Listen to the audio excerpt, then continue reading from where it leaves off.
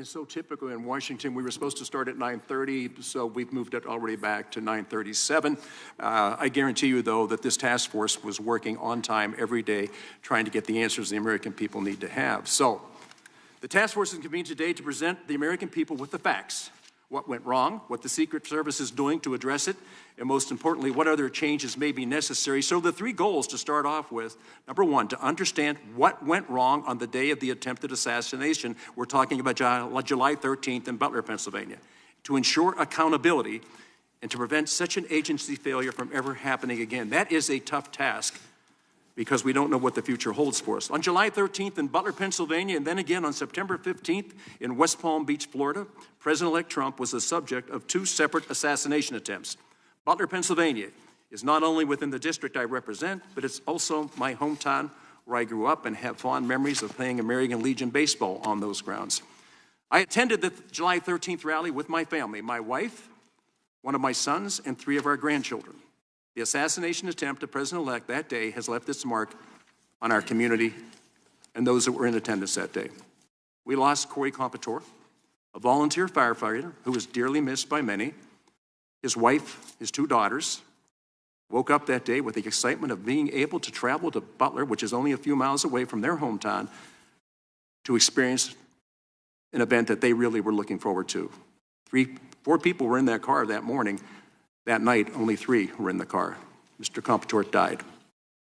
Our local law enforcement agency were wrongly smeared in the media for helping with the rally security. The Secret Service Zero mission failed on July 13th, and more trust in our federal agencies was lost. But the news is not all bad. After the departure of Secret Service's former director, Kimberly Cheeto, new leadership has taken responsibility for failures. Director Rowe, thank you. And has been called out the complacency in the agency. Choosing a path of cooperation in pursuit of the truth, the Secret Service made every single employee this task force requested available for interview. The Secret Service's own mission accountability review is a credible self-critique and substantially consistent with the findings of the task force. When tested again with a second assassination attempt in West Palm Beach, Florida on September 15th, the Secret Service security redundancies, while not flawless, got the job done and kept President-elect a safe distance from harm. On October 5th, President-elect Trump returned to the stage in Butler, Pennsylvania with members of his own family. The differences between the planning, coordination, and execution of this event compared to July 13th were like the difference between day and night. The task force upcoming report includes a few dozen recommendations for Secret Service and its parent agency, the Department of Homeland Security, as well as Congress. In less than 5 months, the task force has conducted 46 transcribed interviews with local, state, and federal officials, participated in over a dozen briefings with relevant agencies, reviewed approximately 20,000 pages of documents, visited the site of the July 13th assassination attempt in my hometown of Butler, and the site of the September 15th assassination attempt in West Palm Beach, Florida. It also went to FBI laboratories in Quantico, Virginia, to examine the physical evidence from the July 13th attempt. This work has positioned the task force to make bipartisan determinations about exactly how the failures occurred and where the responsibility lies. At the task force hearing on September 1st, it noted 3 key areas of failure by Secret Service that occurred on July 13th. This included planning errors that led to confusion among local law enforcement partners, an inexplicable failure to close public access to the site where the shooter, Thomas Crooks, chose to position himself. And third, a communications and command structure that did not facilitate rapid communication. Further investigation has revealed new information shedding light on each of these failures. First, planning areas by Secret Service not only created confusion among local law enforcement partners, but also among the Secret Service agents working at the rally. In interviews with the task force, multiple agents offered uncertain and at times conflicting takes on what the duties of Secret Service personnel working in key roles for planning and execution the day the rally took place. Second, our investigation found that AGR Complex, the grounds and buildings adjacent to the rally site where the would-be assassin Thomas Crooks fired from, were not secured due to the Secret Service failure to understand and confirm key information. Interviews with Secret Service agents revealed the area was never secured because agents mistakenly believed that state and local officials planned to secure it. Secret Service never verified this charge before or during the rally. Third, communications, and I think this is really the most important. Communications and intelligence failures occurred in numerous ways, ranging from a flawed setup, agents failing to speak up about problems they observed, training issues, inadequate resources, and not having the ability to communicate with one another in the moment of the crisis. After much investigation, we found no any evidence or testimony suggesting that any Secret Service in proximity to President Trump at the rally, who might have been in a position to get him off the stage, knew that there was a suspicious or armed person on a rooftop until after shots were fired. In the course of our investigation, some interviews with Secret Service personnel included expressions of regret, while others took defiant stances blaming colleagues for their failures. Several Secret Service agents interviewed by the task force have either already left the agency or have been placed on a status called situational telework, where they are not allowed to contribute to the core duty of protection. Those agents have been left in flux, waiting to see if these fundamental leadership failures will ultimately lead to the end of their careers. It's not in our nation's or anyone's interest for the Secret Service to delay accountability decisions any longer. I strongly encourage Director Rowe to review the task force final report and act to hold those individuals responsible for the failure accountable in a way that enables the Secret Service to move forward. We are no longer under the illusion that there is still work to do in fixing these problems with the Secret Service. Every 4 years, those campaigning for our nation's highest office reach out across America to connect with the public and ask for their support. This is a fundamental principle of our democracy. On top of being responsible for protecting our nation's highest-ranking officials, their families and foreign dignitaries during a campaign season, the Secret Service must protect the candidates running for office. This greatly increases their optional tempo and pushes the resources to a limit. Today, we will discuss the lessons learned from this past campaign cycle and underscore what needs to happen moving forward. I want to thank Acting Director Rowe for being here today. And now I yield to Ranking Member Crow for his opening comments. Good morning. I would like to thank the chairman and the members of this task force, and perhaps most importantly, the bipartisan staff for their incredible hard work over the last 5 months. I would also like to thank Acting Director Rowe for joining us here today for this important hearing. Political violence has no place in this country, and that is why the bipartisan work of this task force has been so critical. On July 24th, just days after the attempt on Donald Trump's life, the House of Representatives unanimously passed a resolution establishing this task force. Our mandate has been to investigate the facts and circumstances leading up to the assassination attempts in Butler, Pennsylvania, and West Palm Beach, Florida, to understand how these attacks happened and how to prevent a similar incident from ever happening again. But we also had another mandate, another unofficial mandate, and that was to come together as Democrats and Republicans and to show the nation that we can undertake the work of conducting an investigation, of uncovering the truth, and submitting a bipartisan report telling that story. And that is what we have done. In less than 5 months, the task force has done an outstanding amount of work to accomplish its mission. We received numerous briefings with federal agencies, including the Secret Service, the FBI, and ATF, visited the site of the first assassination attempt in Butler, Pennsylvania, and the site of the second attempt in West Palm Beach, Florida, held 46 transcribed interviews with federal, state, and local law enforcement officials, reviewed more than 18,000 pages of documents in response to requests for information to federal, state, and local law enforcement agencies, published an initial interim report laying out the task force's initial findings to ensure the American people remained updated on our work, held a public hearing with local and state law enforcement officials and former Secret Service agent who provided additional understanding of what went wrong in Butler. We visited the FBI laboratory in Quantico, Virginia to review evidence from July 13th, and today we are holding our final hearing with Secret Service Acting Director Rowe, which will be immediately followed by a business meeting to approve our final report. Although we received more cooperation from some federal agencies than others, we have been able to firmly establish the facts leading up to and on the days of both assassination attempts. and to make recommendations that will help prevent a tragedy like the one in Butler from happening again. We have also critically worked in an overwhelmingly bipartisan manner to ensure that the American people have the answers they deserve. I am proud of this process and the work that we have done. Again, I would like to thank the members of this task force for their diligence, cooperation, and dedication to stopping political violence in the United States in its tracks. I look forward to a productive conversation today with Acting Director Rowe about what the Secret Service and Congress can continue to do to protect our nation's most senior leaders. Thank you, Mr. Chairman. I yield back. Thank you, Mr. Crow. I do. I want to just take a moment before we ask the director to swear in. I think when we look at what we were able to do, 13 members of Congress, right? 7 Republicans and 6 Democrats. We never identified as what our politics were about or what party we belonged to. What we identified as a group that was going to try to find to get the answers to restore the faith and trust and confidence that the American people have to have, not only in this institution, but us.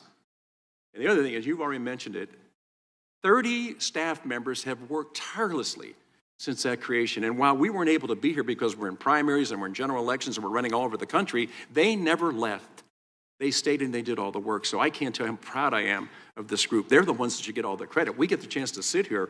We'll take the blame, but I think I'd rather take the blame and give others the credit for the success. So let's go ahead and move forward. But I want to thank the staff, everybody that's here today. You guys did one heck of a job. Thank you for your dedication. Now we're going to introduce our witness. Today we are joined by Mr. Ronald L. Rowe, Jr., Acting Director, U.S. Secret Service. Director, we appreciate you being here today. Now, will you please stand and raise your right hand?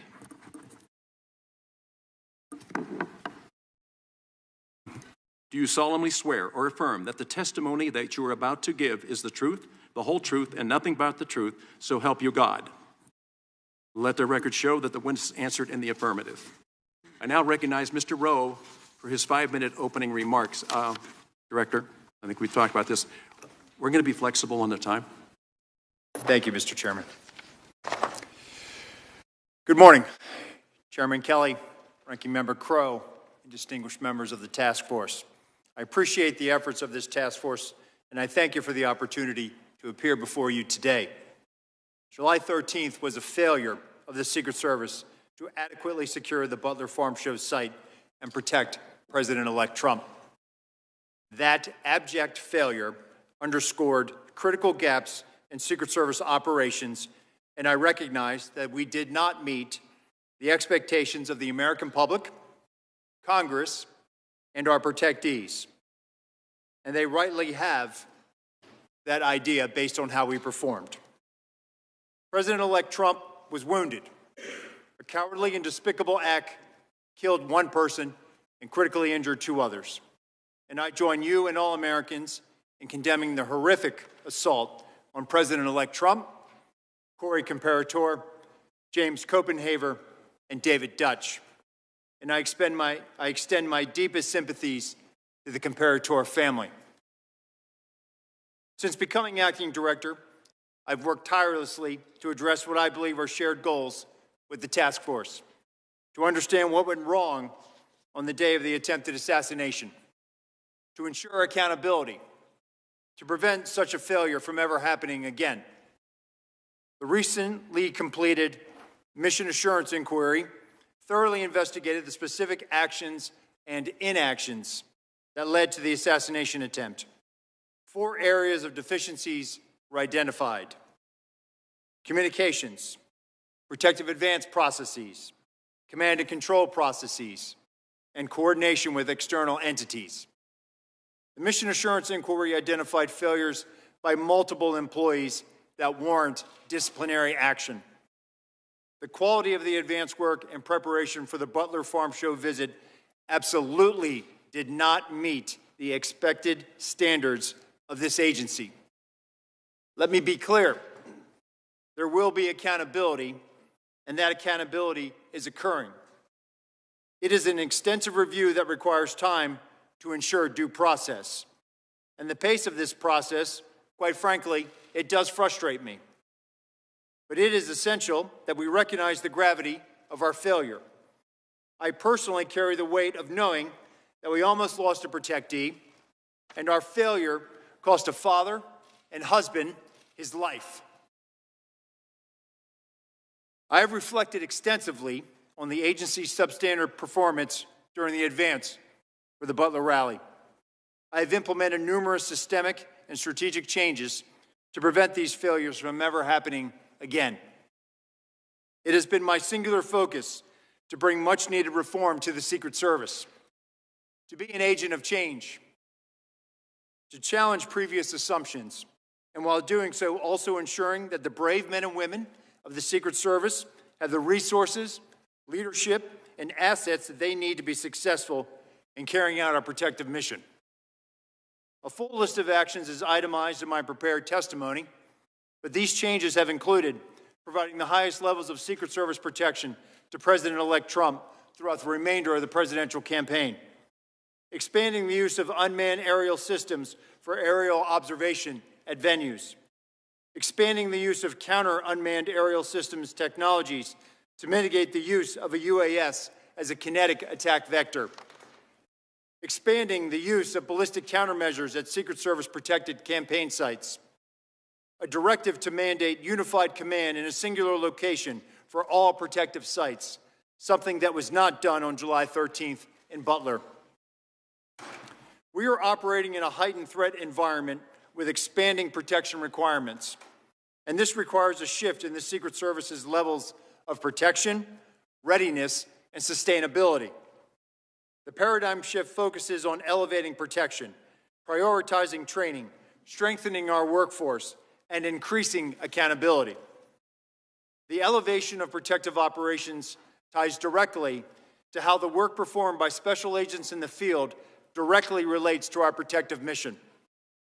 The field officers serve a critical role in everything we do operationally, to include protection, protective intelligence investigations, and enforcement operations, among many other important responsibilities.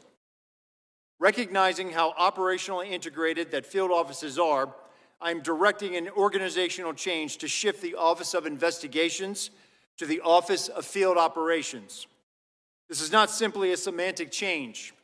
Establishing the Office of Field Operations is an opportunity to reset our thinking and perspective about the role field officers play in protection, and to enhance our operational effectiveness by better leveraging field officers to support, enable, and inform protection and protective activities. It is also my intention to reconstitute the Secret Service's culture such that training is routine and expected. That was how it was done when I was operational on the Presidential Protective Division, and somehow along the way, we became disproportionately operational in comparison to time allocated for training. As I have publicly stated, the Secret Service historically has had to manage its operations by doing more with less. That is not consistent with achieving a no-fail mission. And since becoming acting director, I've made it my priority to eliminate the do more with less mindset, which has had a long-term degrading effect on our workforce and our protective operations. The Secret Service is making progress on this thanks to Congress. The continuing resolution, which was passed in September, appropriated additional funding to the Secret Service in FY 2025 to support immediate requirements associated with protective operations.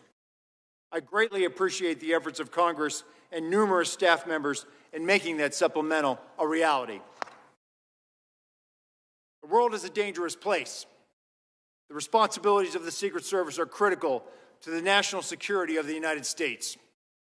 It is important that decision makers fully recognize and appreciate the vital role and significance of the Secret Service in our nation's security. The terrorist, the nation-state actor, the sniper, the lone wolf gunman, they must be lucky once. But the men and women of the Secret Service must be perfect every time. That may not be fair, but that's the world in which we operate in. Thankfully, Congress has responded to the immediate challenges facing the Secret Service, and for that we are grateful. Our agency is not defined by one failure, but by our ability to learn from mistakes, to hold ourselves accountable, then learn, evolve, and continue striving for excellence. After the failure of July 13th, the dedicated men and women of the Secret Service rose to the occasion. In the face of immense pressure and adversity, they answered a call to duty with unwavering resolve. And I want to express my gratitude for the extraordinary dedication and hard work of our special agents, uniformed division officers, mission support personnel. They all persevered when the demands of the mission surpassed anything they or their families have ever been asked to take on. Their commitment to the mission, even under such challenging circumstances, is nothing short of inspiring. I am truly honored to serve alongside such a remarkable group of individuals. Mr. Chairman, I will submit the remainder of my statement for the record, and I look forward to answering the questions of this committee. Thank you. Thank you, Director. I'm now going to recognize myself for 5 minutes. First, I want to thank you for your testimony. Of all the areas the Secret Service reviewed after July 13th, what do you think was the most concerning failure of that day, looking back on it? And had you been the one developing the game plan, what different moves would you have made strategically to ensure that it was a safe and secure area? So I think what is glaring to me is the failure to recognize the significance of the AGR building, to recognize the significance of proximity to what was perceived to be the middle perimeter of the site. The lack of recognizing that, the failure to effectively communicate, as you stated, and some of the findings of the task force, to effectively communicate to local law enforcement that we need to have uniform presence out here, that we shouldn't have people that close, unscreened, on the curtilage of our site, not having better line of sight mitigation, having something scrim along that fence line that was to the 3 o'clock, having uniformed law enforcement presence out there, having special attention measures by those law enforcement officers. That, to me, is glaring. And those are basic tenets, fundamentals of what advance teams are supposed to identify. They are supposed to identify hazards, risks, and then mitigate those risks effectively, either by using law enforcement and coordinating assets, or taking matters and making sure that it is mitigated and that risk is taken out of play.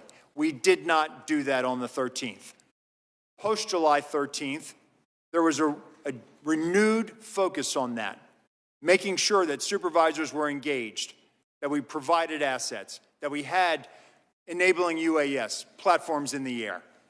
That was the difference on October 5th that you saw with your own eyes, sir.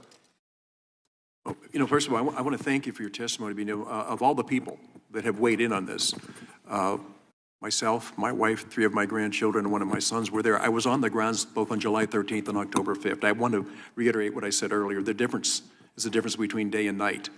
And my concern was, from the day the site was selected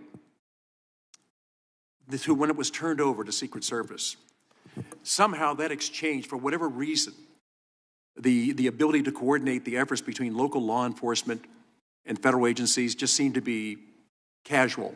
I don't think local law enforcement knew enough about what was expected of them. I think that day they were doing what they thought they were supposed to do, and then afterwards it's like, well, we should have communicated better. And I've got to tell you, from the beginning, I always was trying to figure out why 2 different command centers, and why weren't the 2 command centers even able to communicate with each other? Because at the end of the day, it's about communication. And as I've already said, we shouldn't have waited till 11 minutes after 6 that day to determine that we couldn't communicate. So going forward, you've already made some changes, and I think when you look at October the 5th, and this, to me, when I walked on the grounds that day, I felt like I was in the safest place in the world.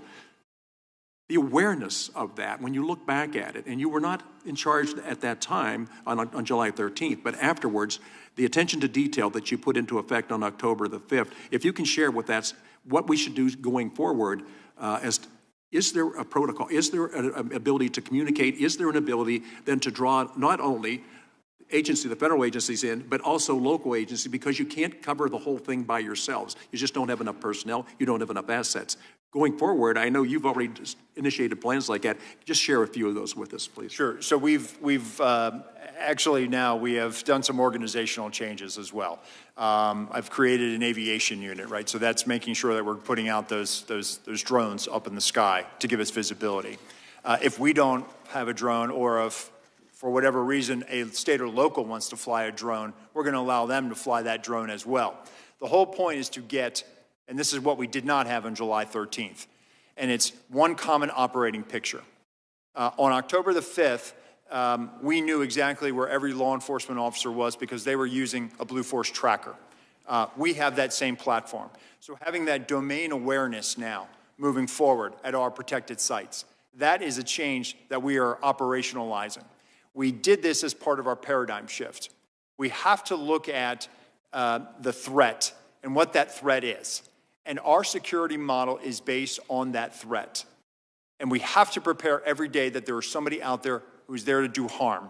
And that means that we have to communicate that to our state and local officers, and they are just as much of a partner at the table when we are developing that plan. Okay, thank you. Listen, we could go on for a long time back and forth of what was there. I just will reiterate it. There is only one person on this panel in this room, unless other people came down from Butler, that was there that day. I was there that day. It was really messed up. I couldn't understand at all what was going on because it was unlike any other rally that I'd ever attended. I do know that you have so many protectees that are out there. The size and scope of your responsibility is beyond what the average American would understand. And I think by having these hearings, people are going to understand what is the purpose of the investment, why do we do it, and who all is it we're trying to protect. At this time, I'm going to turn over to Mr. Crow. It's been wonderful working with him, and his military background exceeds anything I ever knew. So, Representative Crow, please. Thank you, Chairman. Acting Director, I wanted to actually pick up on that last line of questioning about the lack of a common operational picture and your reference to a Blue Force tracker. I mean, Blue Force trackers is something that I used a lot when I was a ranger in the military, because what we know is that when you're operating in a complex environment and you have multiple levels of agencies, you have local, state, federal, DOD assets, folks who don't always necessarily train and work together, but they're thrown together for a task force or a specific mission, and they're sometimes operating across vast distances and different geography, that common operational picture, right? One place where all communications flow, where there's unified command, where everyone can see where everyone else is, they can share information in real time, that is essential, right? In Afghanistan, for example, that's what we had. We were oftentimes working with FBI, intelligence agencies, different countries across hundreds of kilometers in instances, but we had a platform, an actual physical platform that served as a virtual command post. So it doesn't matter where you were or who you were, you could look at that and see where everybody else was and share information. And it's just wild to me that in 2024, our nation's premier law enforcement agency on July 13th was using text messages on their personal cell phones, literally sending emails in some cases to deliver real-time information, and scribbling messages on paper and not using a system. So it's good to hear that you've implemented that in part on October 5th and going forward, but can you tell me, are you looking into more advanced systems and platforms that I know exist on the DoD side? I know DoD has these. Are you looking into these? Are you developing this? And can you commit today to pursuing and implementing that level of technology? I will commit to that, Ranking Member, and we are actually looking at this. The whole basis of giving that domain awareness and superiority is exactly what you just described. And what my experience as a National Special Security Event coordinator in 2016, I was a coordinator for the RNC in Cleveland. When the Secret Service goes into planning for a National Special Security Event, we do this. We do exactly what it's called a multi-agency coordinating center. We have an incident log. We have a Blue Force tracker. We know where our partners are. We should be able to do this, and we can do this on a smaller scale. And so I've taken entities, for example, our radio operations. I've taken them out of a line of business directorate, and I've put them more closely aligned to an operational entity. And that same operational entity, our technical security division, they also handle our cameras, our sensors, our aviation. So it's all about making sure that we're looking at things in DoD world, and we rely heavily on DoD for a lot of our overseas operations. And so they are already down the road with a lot of stuff, and we are leveraging those partnerships and leveraging some of the other commercially available off-the-shelf stuff that's available right now. That is FedRAMP, that we can bring it inside our system. We are doing that work right now, and there's about 2 or 3 different systems that we're looking at right now, and one of them is a DoD system. Thank you. The last question I wanted to address was this issue of culture.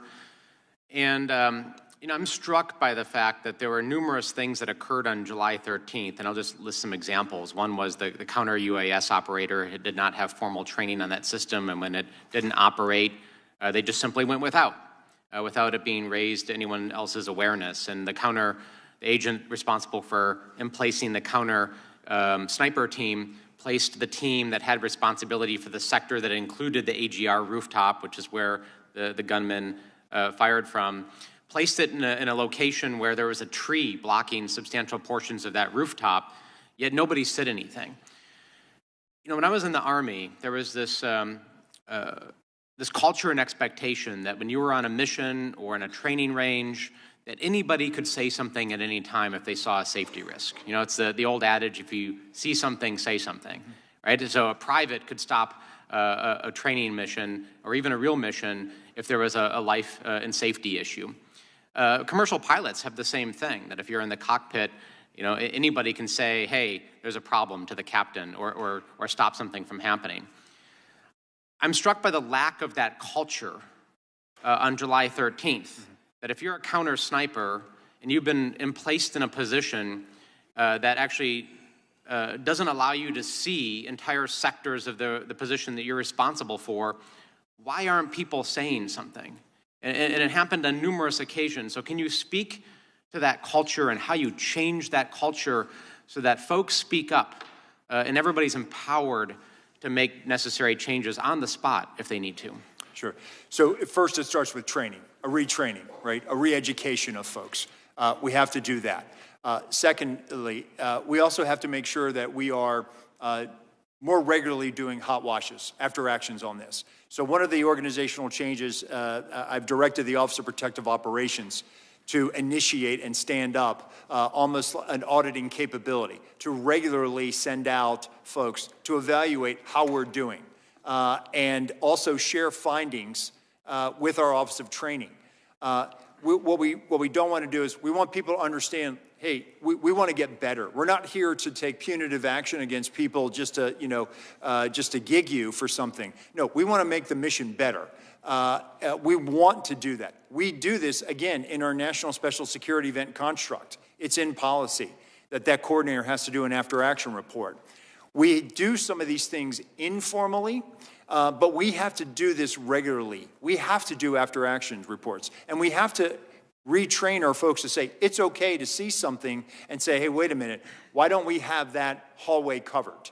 I will tell you that my time as a full-time agent on the President's detail, that was the culture. I don't know where we lost that. But you were always empowered. If there were 31 poststanders on that site, there were 31 different site agents. And you had a shared collective responsibility, exactly what you're talking about, for the integrity of that site. We have to get back to that. And I think training, which touches everything from the cradle of your career all the way to the end of your career, training is where we need to make that investment. Thank you. I couldn't agree more and appreciate that answer. I yield back. Thank you. Now recognize Representative Joyce from Ohio for 5 minutes of questions. Thank you, Chairman Kelly. And first, I'd be remiss if I didn't thank you for your Ranking Member Crow for the fair and honest way in which you've handled this matter, and to the distinguished colleagues I have here on this committee for the use of their background. Since my background seems to be in appropriations, and I happen to have chaired the Homeland Security Appropriations Subcommittee in '24. I'm pretty familiar with your budget. Yes, sir. And so I think I want to go down that lane with you. In the September CR, Congress approved $231 million in supplemental funding for the agency led up to the '24 election in November. Acting Director, could you describe specifically how that funding was used? How did you prioritize where to allocate it, and how those decisions will impact the longer-term resource needs of the agency? Sure. So there were immediate needs that we used a portion of that money for. So we are submitting regular reports back to the Appropriations Committee. So they are closely tracking this, and we see this as an opportunity to prove that we can fiscally spend this money in a very responsible way. Those immediate needs were, following July 13th, we made a request to the Department of Defense for increased air mobility support. That's a reimbursable agreement that we have with them. We increased our reimbursable agreements with other partner agencies to fill some personnel gaps that we had. Tactical operators from other agencies from across the department, other support when it came to counter UAS, support for screening with the TSA. So as we brought up the president-elect and the vice president, we brought them up to the highest levels of Secret Service protection, same level as the president. And so we needed that money for additional reimbursable agreements, requests for assistance that we have with other agencies. We've also started moving money out to acquire more materials that we needed. As we started to put more assets out on the road, classified assets, ballistic assets, now the wear and tear on that is going to increase. So now we have to make sure that we can acquire more and put more money down on contracts so that as we are going to now go through the service life of these materials, we have to be able to replenish them and replenish them quickly. So some of these are long lead items. So that money has been very, very helpful to us in making sure that we can address our immediate needs. Great. In your written testimony for this hearing, you referenced that one of the practices after taking over the agency has been realigning agency technology programs with the appropriate operational entities across the Secret Service with the goal of effectively leveraging internal research and the development of emerging technologies. Director Rowe, could you provide additional detail on what has been included in that process, and has the DHS been helpful to your agency in pursuing technological modernization efforts? Have you worked with the Science and Technology Directorate or any of the DHS components to evaluate available technologies already being used by the department or any recent developments in these emerging technologies? Yes, we have, Congressman. So S&T has been very helpful to us with our technical security. We actually use some of their money to do some sandbox testing of things that we're looking at. Many, many years ago, we had an Office of Protective Research, and that office did a lot of R&D, did a lot of evaluation of things. There was a reorganization more than a decade ago, and that research element within the Secret Service kind of went away. It was ad hoc. We often relied on other partners, DoD, for example, to do a lot of research, DARPA and other entities. One of the things that I wanted to do was to create our own in-house ability to do applied research so that we are working with other agencies formally, like S&T, like DARPA, like others in the military that are operationalizing a lot of technologies. And so one of the things that we've done, and one of the things I'm trying to do is put the secret back in the Secret Service, but there's been media coverage of this, so I'll talk about it. Right now at Mar-a-Lago, we've started using a sensor array, an autonomous robot that's out there walking the seawall right now. It has a sensor package. We will use it at sites. We've started using it. And those are the types of technologies that have been out there, that have been in DoD world for years. We need to start leveraging those resources.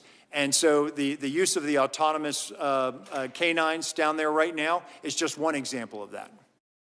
I'm glad to hear that. I was disheartened to hear what some of the things that were brought up before about the failure of communication. I thought after 9/11 we cured that and we'd have uniform platforms, and all law enforcement, especially at activities such as the ones that Secret Service are involved in, are in communication all the time. So I'm glad to know that you're at least using these funds to try to progress the integrity of your communication systems network-wide.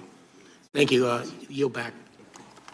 Thank you, Mr. Joyce. Also I recognize right now Representative Correa from California for 5 minutes. Thank you, Mr. Chairman. I want to thank you and our ranking member, Crow, for having these important hearings today. And Director Rowe, I want to thank you for the good job you've done in the very limited time that you've had being where you're at. I want to talk a little bit, sir, about culture, morale, and turnover. When you think about the Secret Service, you're talking about the elite, the best of the best. We've all watched those movies on TV. Secret Service agents take bullets for candidates. You're kind of the guardians of democracy. You make sure that it's the votes, the voters, and not an assassin's bullet that determine the outcome of elections in this country. And yet we hear that agents are demoralized, overworked, exhausted. 2022, 2023, largest turnover in decades in the Secret Service. And today, 60% of your agents have less than 10 years experience. 30% of your agents have less than 5 years experience. You got a short runway here to get up and running. How can we make Secret Service officers proud again? Get their morale up again. All of us have heard about those crazy parties in Colombia and other places that are really not deserving of a Secret Service reputation. How do we turn that ship around, sir? Yes, sir. So we actually have really turned the tide on our hiring. I will tell you, our applications are up. The one thing that... I want to say that's not only your problem, because we've stepped up, given you $231 million in the latest CR. So what else can we do? How can we fix this? Yeah. So we closed out FY24 on the plus side, first time for a net gain, over 200 agents, around 200 agents or so. We've increased our net, and we've been able to hang on to our veteran agents. Part of that is by giving them a retention incentive, which we just rolled out now. We're able to... When you say hold on to them, is that because people are, you got retirements coming up, or is it people just want to leave the agency? I think part of it is the workload, right? And I think what will alleviate that workload is bringing more in. Okay. So right now, we have about 500 agents in various states of training between now and March. We are going to onboard another 400 by June, and we're going to onboard 200 uniform division officers by June. We are on pace right now to hire 650 special agents and 350 uniform division officers. So being able to retain the workforce that we have and bring on more, we're going to make steady gains, because when I look at what we have ahead of us in 28, another presidential campaign, an incumbent who's not going to be out there, who's not seeking office, but is probably going to be out there campaigning. It's going to be a tough year in 28. I need to ramp up. The spirit, the core. Mm-hmm. Are these new agents proud to be in the Secret Service? Do they know it's an honor to serve? They do. When I speak with them prior to when they graduate, we have a very candid conversation, and then I explain to them. Others. So we're essentially bringing in more folks, reducing their workload, make sure they get plenty of sleep, and they're on the job. True, and we're also going after with a targeted recruitment. We're trying to get people from the military, from law enforcement, with specialized skills, special operations experience, and bringing them in, and then having them join the ranks of our special operations division. So we're basically taking a multifaceted approach to build our ranks. And those folks, when they join, they're proud. That's one of the proudest days of their life, when I hand them that commission book and badge. And I explain to them that they have an obligation, not for the people that they protect, but for also the people that came before them, that paved the way, and the people that will come after them. Director Rowe, I've got about a minute left. Sure. Last question for you. Same question I've asked before. Who's in charge? Okay, if you're in a place, a site where you're going to have a rally, campaign rally, and the Secret Service believes this is not a safe place. I don't get a good feeling about holding this rally here. And the campaign says, no, we're going to have the rally here. Who's in charge? Who wins that argument? Listen, ultimately, it is the Secret Service responsible for creating that safe environment. That's not my question. If that environment is not completely safe, do you have veto power over the decision to hold that rally at that place? We do, and we do have those conversations with staff. So you can tell them, you're not going to have the rally here, you got to move somewhere else. We do that, yes. Just want to make clear. So you can do that, you have that power. We do, and it is a conversation. They have the same objective. They want to keep their protected Because that's states. not what I've heard before, but I will take your word for it now, and we'll discuss it further later on. Thank you, sir. Chairman, I'm out of time. Thank you very much. Thank you, sir. Now I recognize the gentleman from Louisiana, former sheriff, maybe still sheriff, the only member of law enforcement that sits on this panel. Mr. Higgins, you're recognized for 5 minutes. Thank you, Mr. Chairman. I was a captain in the sheriff's office, but I appreciate the promotion. The only one that packs on this guy.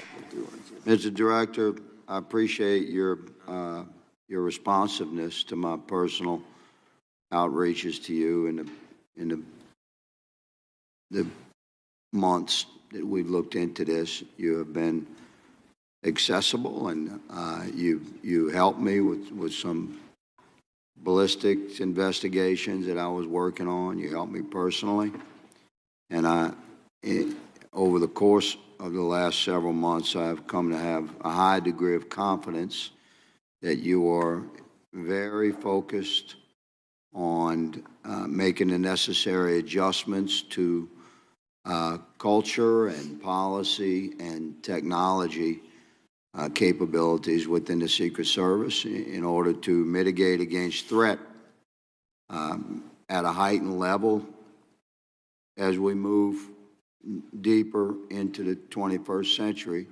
I think you have stepped into a difficult chair at a time of incredible challenge, and you've done so with quite courageously. And I say again, you've been very accessible. That's important to members of Congress, because when we feel like we're closed out from the executives that we are efforting to work with and to provide appropriate oversight, we don't appreciate that. So you're to be commended, I believe, good sir, for the character that you've shown in stepping into your chair at a difficult time and in the way you have interacted with Congress. So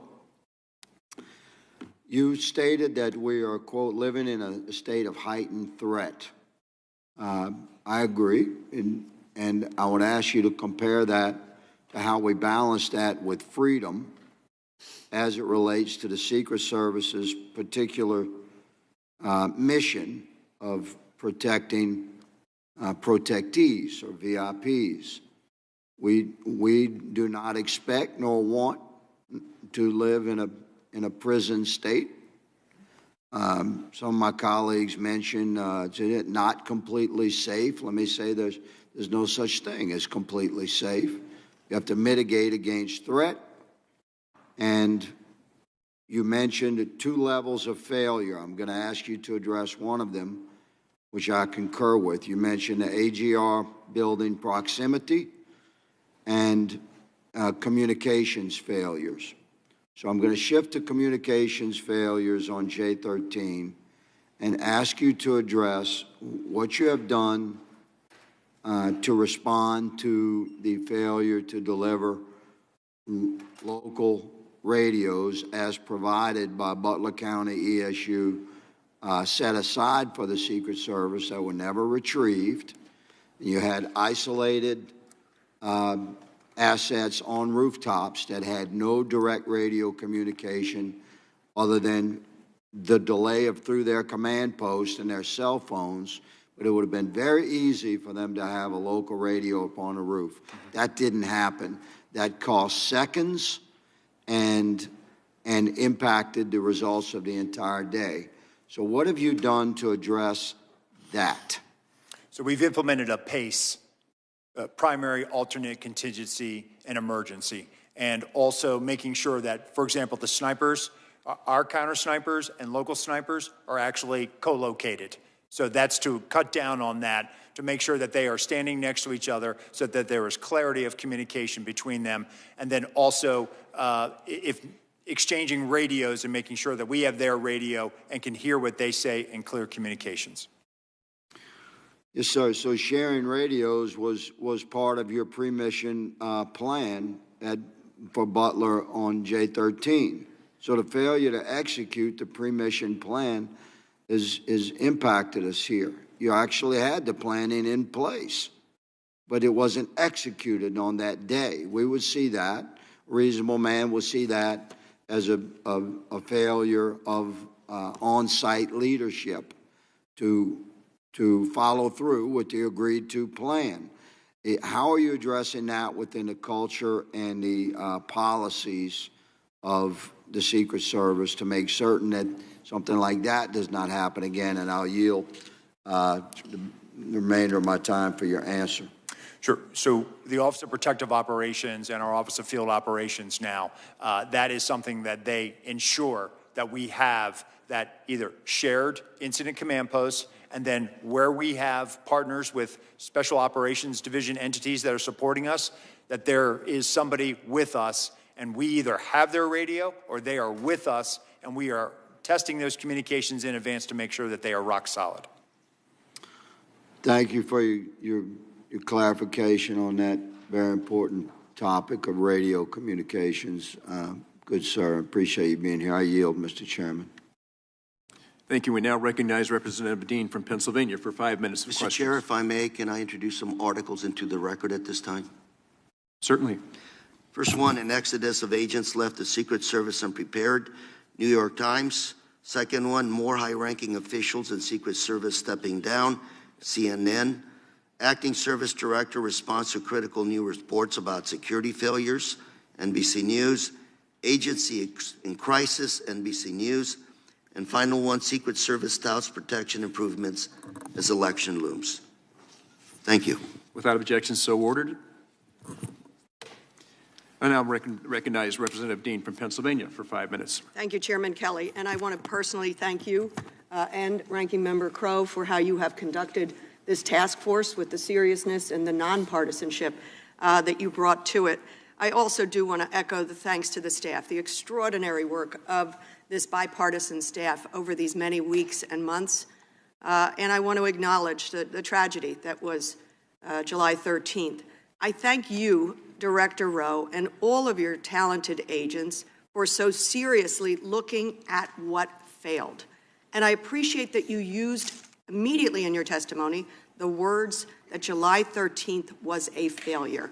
It absolutely was. And I'm thankful to you for not trying to fog it over with some euphemism, some opacity that would not tell the American public what they need to know, what Congress needs to know in order to support the Secret Service to do your mission of no fail. So I thank you for that. I want to talk as quickly as I can around advanced pre-planning, then the day of, and then line of sight and snipers, counter sniper by Secret Service as well as local ESUs. Mm-hmm. So, for example, at the last hearing, I had the chance to talk with Butler Township Police Department Patrolman Drew Blasco. He testified that during the July 11th walkthrough, he told 3 Secret Service agents from the Pittsburgh field office and the Donald Trump detail that the AGR complex was a vulnerability.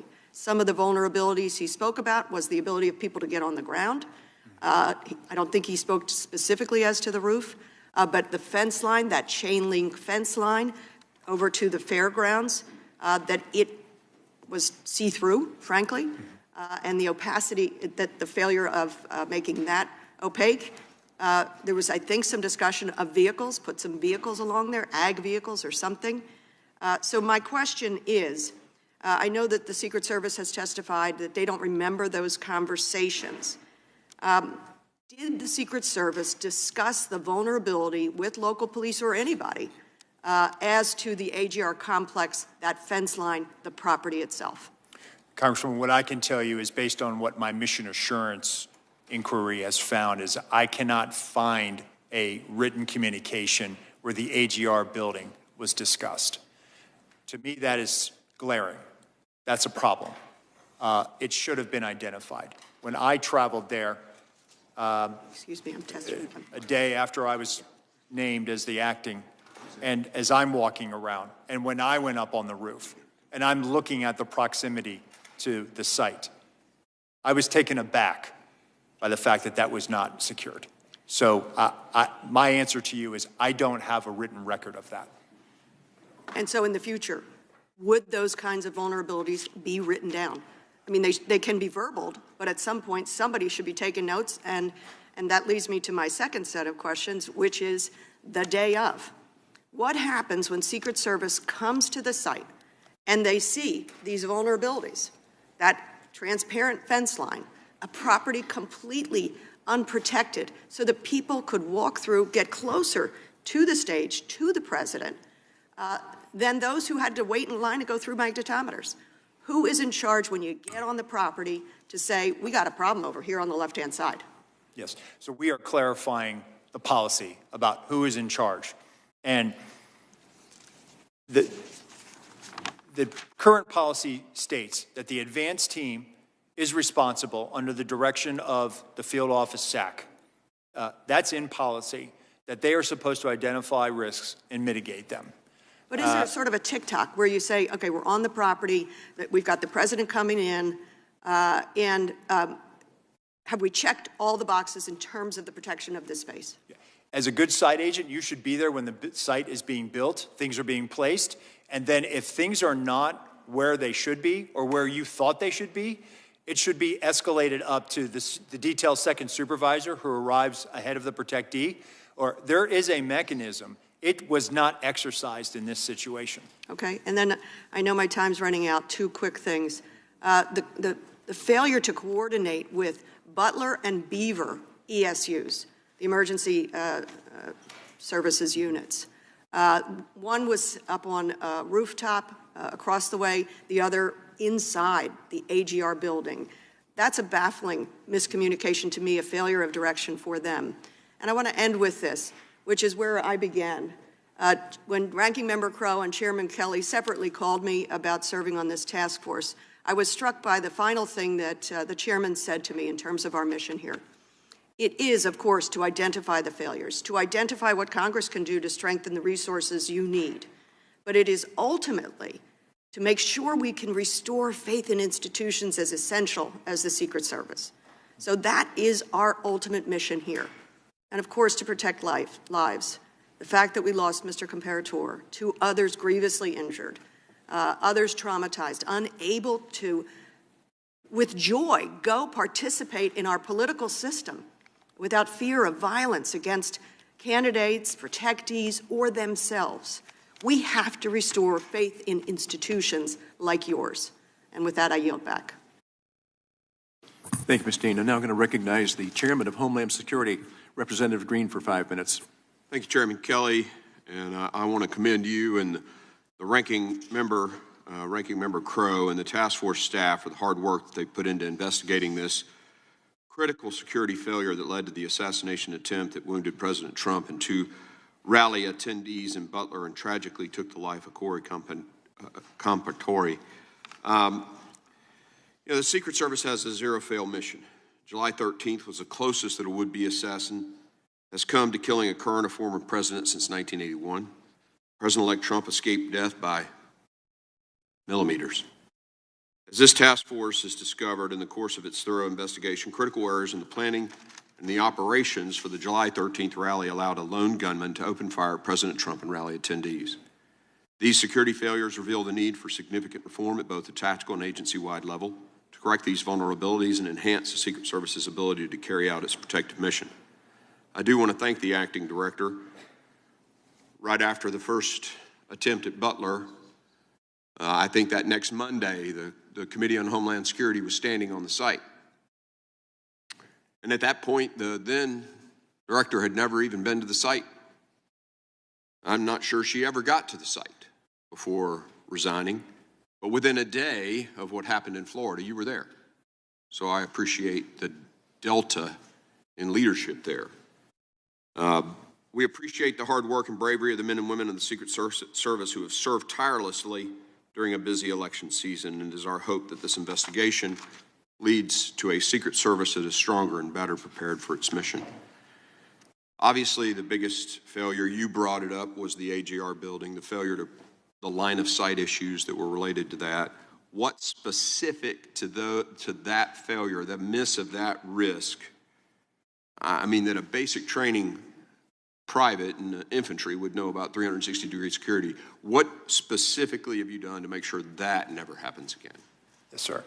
So one, with this paradigm shift, going with the threat model and looking at the fact that we have to be able to provide the highest levels of protection to any of our protectees based on that threat. That means that we bring the full resources of what the Secret Service has. Our Special Operations Division operators, which consists of our counter-snipers, our counter-assault team members, and other members, and other entities within the SOD.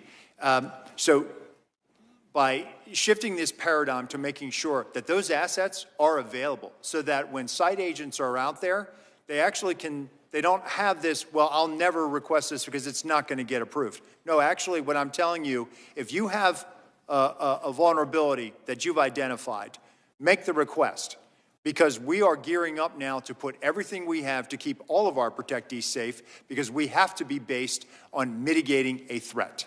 It seems almost to me like it was lackadaisical. I mean, it's hard to fathom that someone would say, we don't need to cover this. And the communications issues with the local law enforcement, I asked the question when they came before the committee recently, when everybody showed up on the day, was there a check-in? And there were law enforcement agencies that had never even talked to Secret Service that day. I mean, these are really basic things. And you would think they would know to do those kinds of things. So it speaks of apathy or complacency that is really unacceptable in an organization like the Secret Service. One of my questions to you is, the level of the failure seems unfathomable. The internal policies that weren't adhered to, the failure to mitigate very obvious risks. It speaks to a culture that, lack of attention to details, lack of sense of urgency, complacency. I mean, these are leadership, these are command climate issues. What is the command climate of the Secret Service? That's the thing that concerns me the most. When I reported to the 160th Special Operations Aviation Regiment commander to be their doctor, right? At that point in my life, I was 38 years old.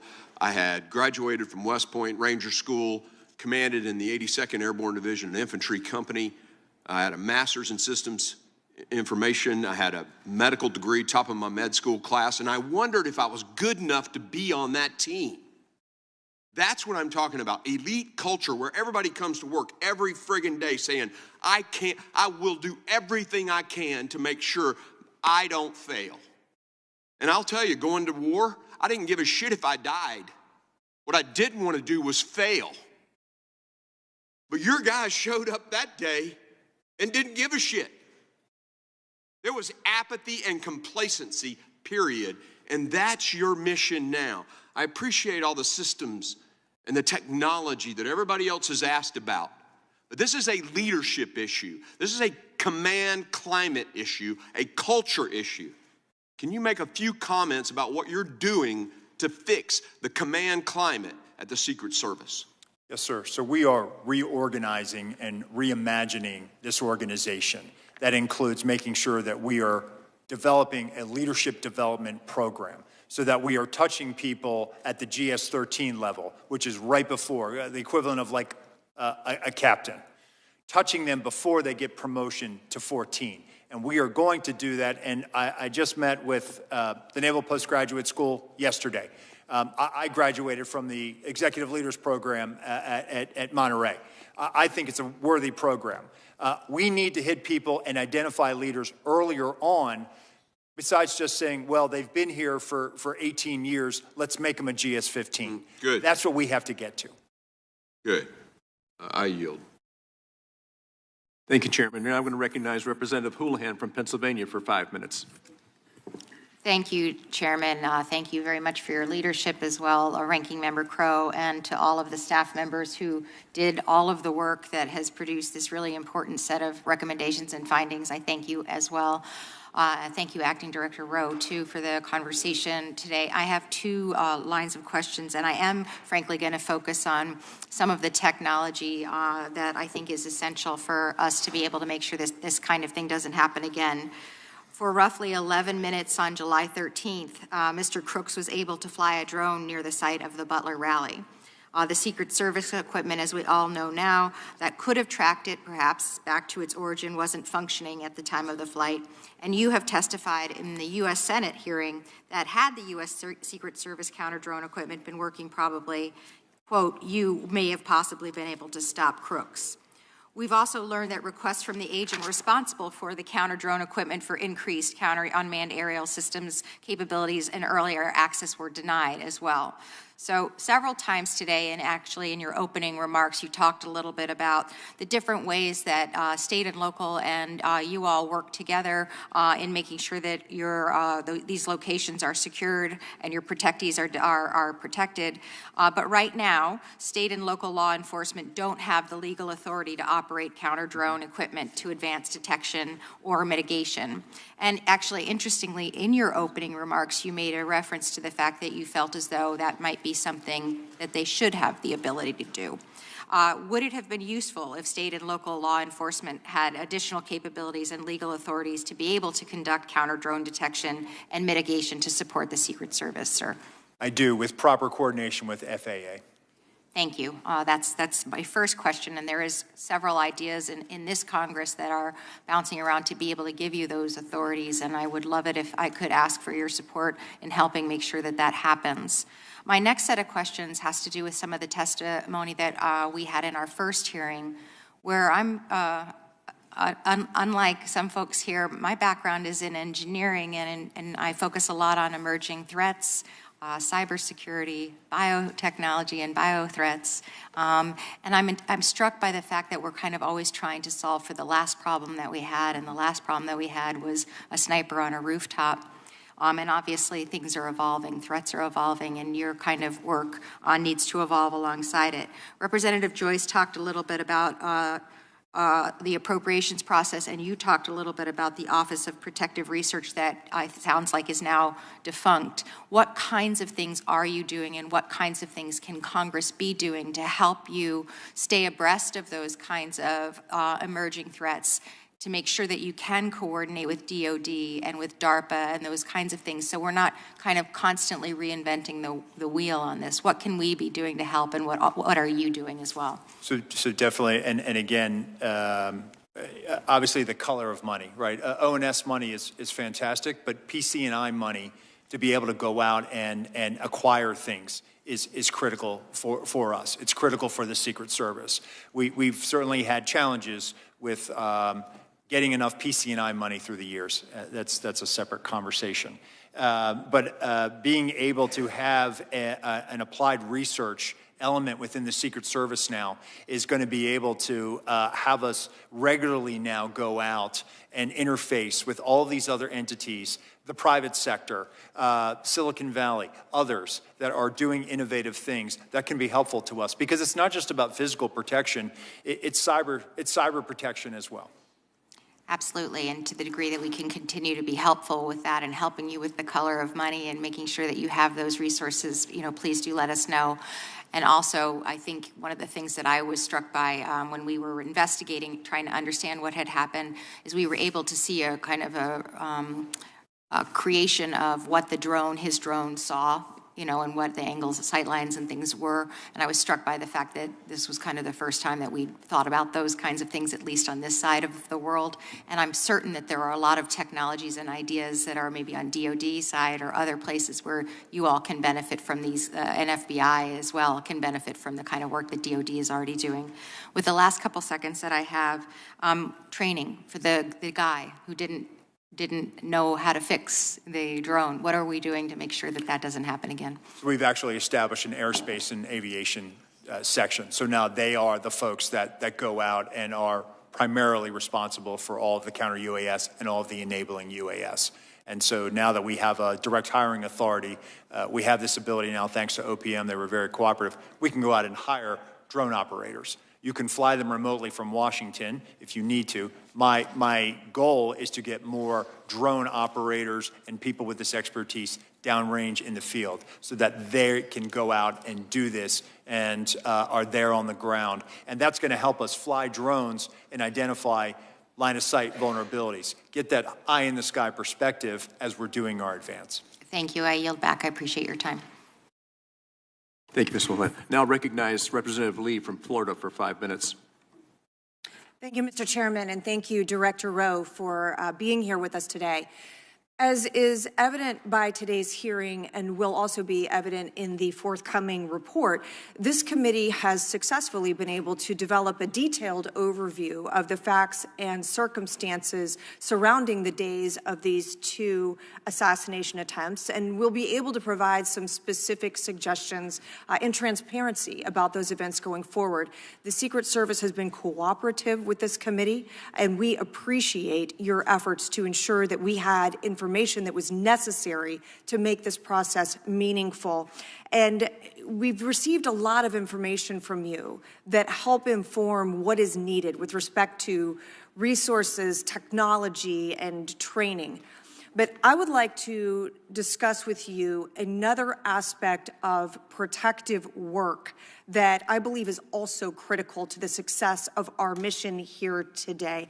You testified earlier that part of successful protective work also includes being aware of and considering the actual threat environment. So would it be correct to say that when you all are engaged in protective work, one of the things that you do is go to the actual site, assess the physical location, and make an assessment of the specific geography and needs associated with securing any specific event site? Yes. Is it also correct to say that part of preparing for these types of events is to analyze the actual threat information that you have, whether it is a specific active threat going on, a greater threat landscape, that you also consider the types of threats and the threat environment that is active at the time of an event you're trying to secure? Yes. So would you agree that you're fighting a big diversity of threats? You mentioned earlier things such as a lone wolf actor, a nation-state actor, that there are an incredible diversity of threat actors that you are trying to fight against. Yes. And so for us as Congress, with our mission here, which is to understand what has happened and what you need, how we can equip the United States Secret Service to effectively perform their mission, would you also agree that it would be useful or constructive for us to have access to that type of information as we go forward and attempt to finalize our assessment of the going forward future needs of the United States Secret Service? Yes. And here, I would like to say this.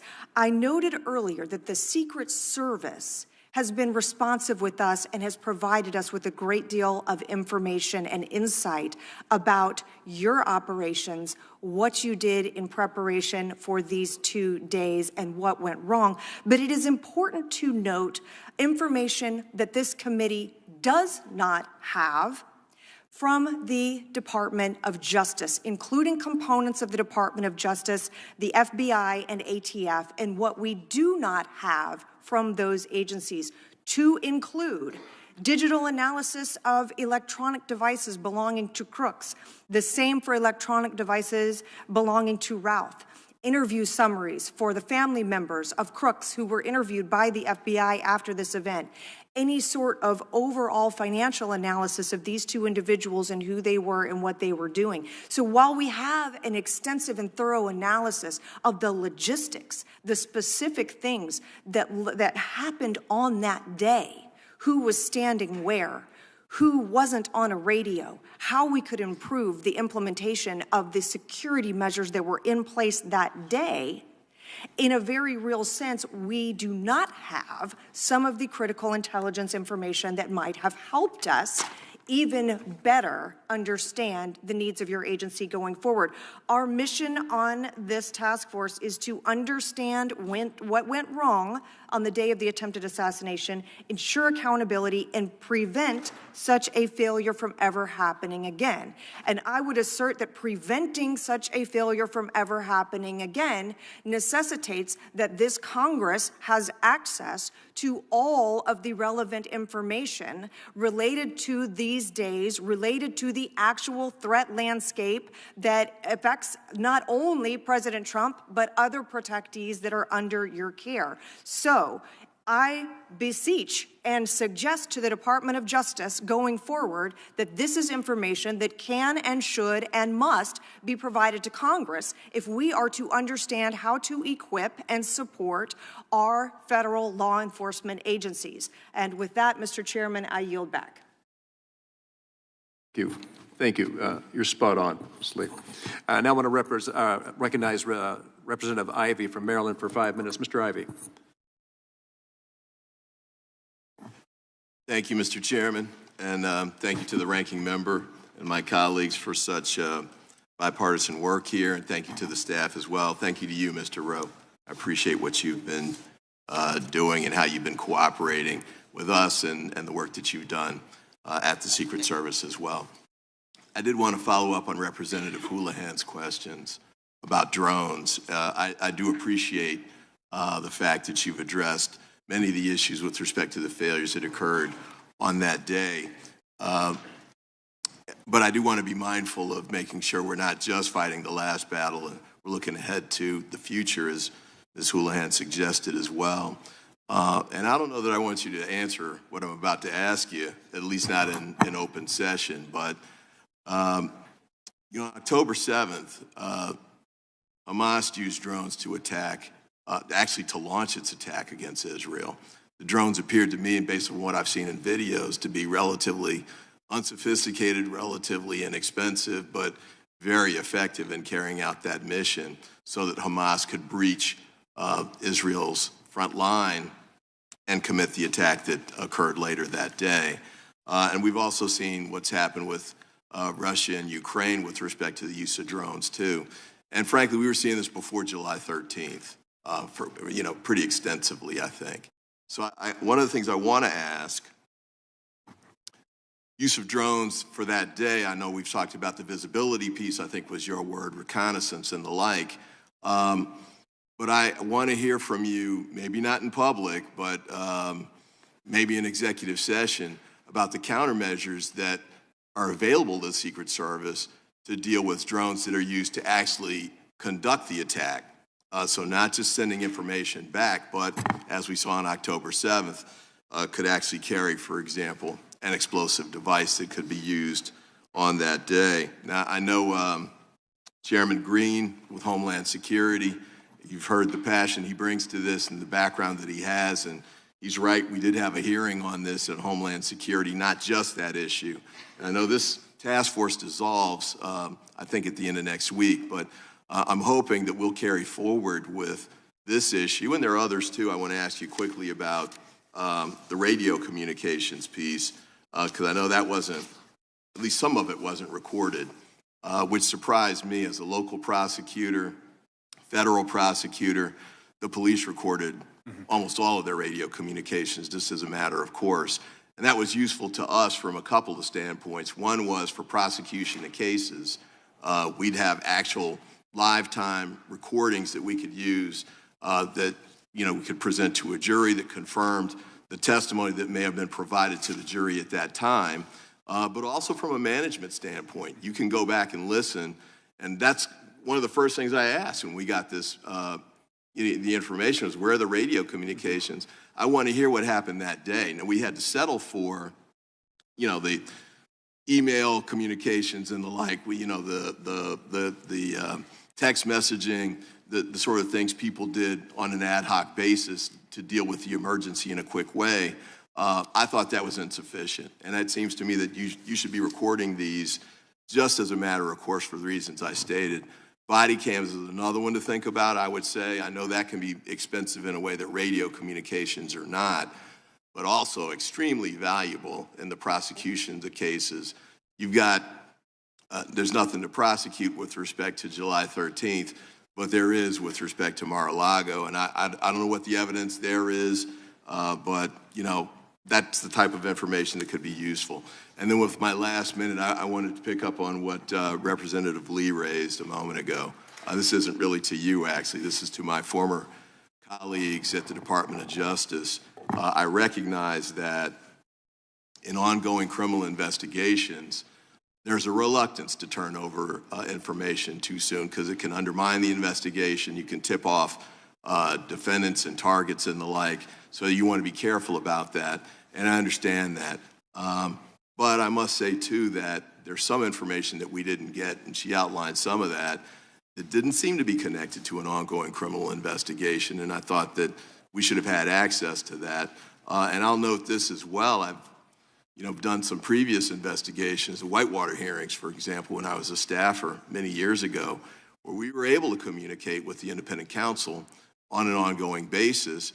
And we did that in the wake of the Iran-Contra disaster, where they immunized Ali North, compelled him to testify. Department of Justice then ended up having to dismiss the case. It was thrown out of court because of the information sharing that took place. But even in the wake of that, Congress was able to work with the independent counsel, and it can with the Department of Justice, in making sure that we get the information that we need to handle these kinds of situations, because this is about as serious as it gets from the standpoint of what we're tasked to do. This is extremely important work. We would need to make sure that our elections are controlled by ballots and not bullets, and this was relevant here. But thank you for what you've done and the work you've continued to do, the direction you're taking the Secret Service in. Mr. Chairman, thank you for allowing me to run over, and I thank all of you, all my colleagues here and the staff again for the outstanding bipartisan work that you've been able to do. Thank you, Mr. Ivey. Now we recognize Mr. Fallon from Texas. Thank you, Mr. Chairman, and thank you for the work that you and Ranking Member Rowe and the rest of the committee has done, and certainly our staff.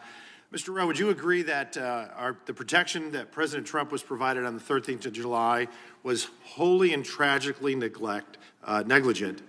The site plan was abysmal to the point of derelict. And on the 13th of July in Butler, Pennsylvania, the United States Secret Service not only failed President Trump, but Corey Comparatori and the American people in historic fashion. I would. In the months leading up to July 13th, who was the director of the Secret Service? Kimberly Cheadle. Okay. Other than former Director Cheadle, who was the most senior Secret Service agent? In the agency? Mm-hmm. That would be me. I was the deputy director. In the months leading up to the July of 24, were you made aware of highly credible intelligence that a serious and grave threat to President Trump's life from an adversarial nation state? There was a very serious threat. In this open setting, Congressman, I can't discuss what I was or was not aware of. Well, former Director Cheadle said she was aware. So I would imagine, by extension, you were aware. You said in open session that I would point to Director Cheadle's. All right, so you were aware. So we have a unique circumstance here because we had a former president of the United States who is the leading candidate at that time to be the next president of the United States, and he will be now that we know. And he was being threatened by a foreign nefarious nation state because of actions he took while he was president of the United States. Very unique circumstances. So, being that you were aware of these unique circumstances, did President Trump, was he provided a security detail akin to what a sitting president would receive? At that time, he was not. He was not. Would you agree that if there was a counter-surveillance unit there in Butler on the 13th, he would have been safer? I think if there was a counter-surveillance unit advance that was on the ground, it could have aided the advance team in identifying the AGR. So he would have been safer? President Trump would have been safer? Yeah, okay. I don't think this would have even occurred, but be that as it may, did the president's detail request a CSU, to your knowledge? I'm not aware of a request for CSU. Now, was the threat from the nefarious nation state disseminated to agents in the field and in the protective details? I'm just pausing, Congressman, because I'm trying to walk a tightrope here in an open setting. What I can tell you is that the Secret Service provided assets on that day for a particular. What I can tell you, sir, is that the folks that are whistleblowing and informing some members of Congress say that they were not aware of this threat. And that's what I'm getting at with being proactive and showing leadership is we know for a fact that there was no CSU in Butler. Was there a full CAT team there? There was not. No. A full CAT team, 6 members, and there were 2 there. So you knew of the threat. You didn't disseminate to the field and the protective details. You didn't. President Trump didn't have a protection that was akin to a sitting president. He didn't have the CSU. He had only the third of the CAT team. So that's that kind of ineptitude and inaction and complacency and neglect that really, quite frankly, is as telling as it is chilling. And had it not been for a very blessed, fortuitous and a happenstance of a perfectly timed turn of a head, President Trump would have lost his life that day. Now, this is another thing that concerns me. We report to our constituents. And instead of really, after this happened, did you go the next day to Butler, Pennsylvania on the 14th of July? I did not. Okay. Did you go that week? I did not. Okay. The FBI held that site secure for 5 days as an active crime scene, and they released it back to the owners on the 18th, and you did not visit. And when did you finally visit the site? I visited about a day after I was appointed. So July 24th? Cheadle came in July 22nd. She got skewered and roasted by the Democrats and Republicans on the Oversight Committee, of which I sit on. She resigned the next day, and then only that day did you go. I'll take your word for it, Congressman. Why'd you wait 9 days? 11 days? Why did I wait 9 days? Yeah. Director of the FBI went to the site. Why didn't you go? Congressman, I think I was appointed July 23rd, and I was there on the 24th or 25th. But you were the second most senior member of the Secret Service. You could have gone. And I was managing from here the crisis. We actually so dispatched. You didn't go. Got it. Did you call the, you were managing the crisis you just said. Did you call the detail that night on July 13th that was protecting President Trump? On that night, they were operational, sir. You did not. Okay. Did you call him the next day? No, I did not. Okay. When did you finally talk to him? I spoke to them when they arrived in Milwaukee. So 4 days later, July 17th, does that sound about right? Yes, sir. Okay. So you waited 4 days. And when we were talking earlier, a couple months ago, this is an epic failure. We all agree on that. And instead of really focusing on the egregious errors and correcting the incompetence and improving the doctrine and changing the culture, there was a massive appropriations request. We know that you have 8,000 employees. We know that they have a $3.1 billion budget, and you asked for $2 billion additional dollars. What sticks in our craw is when we report to our constituents, we have to say, hey, this federal agency failed epically, and then they wanted to almost double their budget. How much would it have cost to put somebody on that water tower? How much would it have cost to have drones that were actually functioning that day? How much would it have cost to have an ether cable to where your anti-drone technology would have worked? How much would it have cost to do a walkthrough with local law enforcement to secure the AGR site, or put cameras on that roof, or put agents on that roof, or have your snipers have iPads, or have one command post instead of 2, or cordon off the damn AGR complex, 17 acres? That would have cost $2 billion. And in fact, with caution tape, signs, posts, and stakes, it would have run about $410 because we ran through it. Let's add another zero. Say it's $4 grand. It's not $2 billion. So I got another question for you. Do you recognize this photo?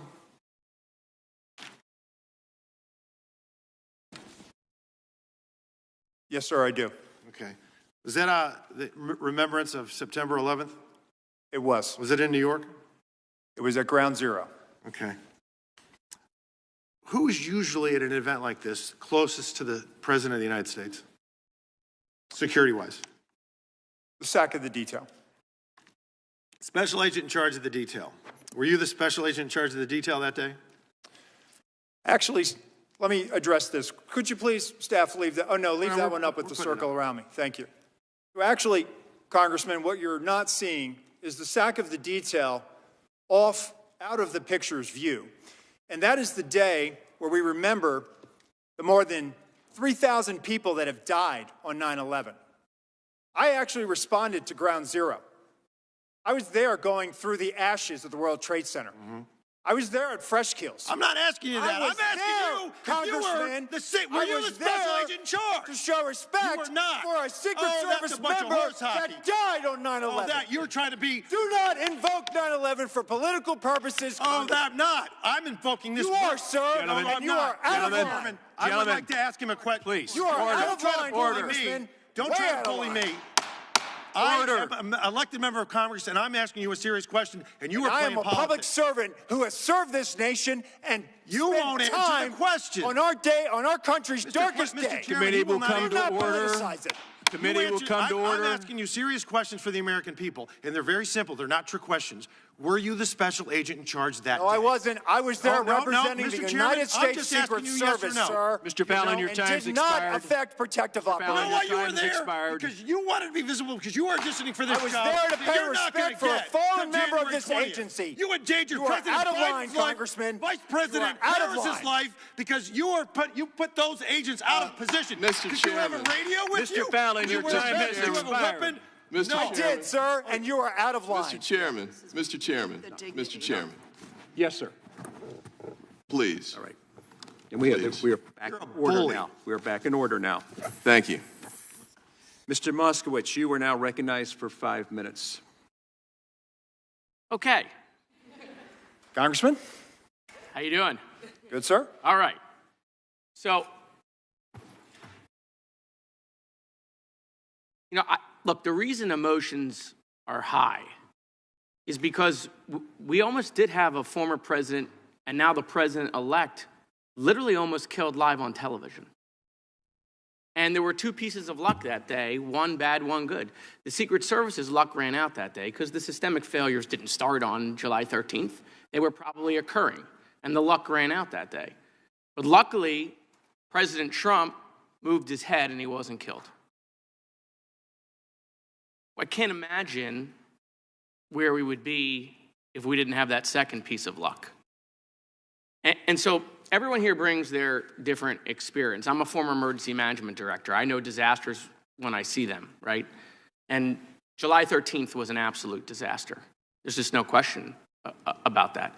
And I've done after action reviews, and you go through the things, in your response to a hurricane and what failed, and then you're like a general fighting the last war. We're going to fix the things that failed that day.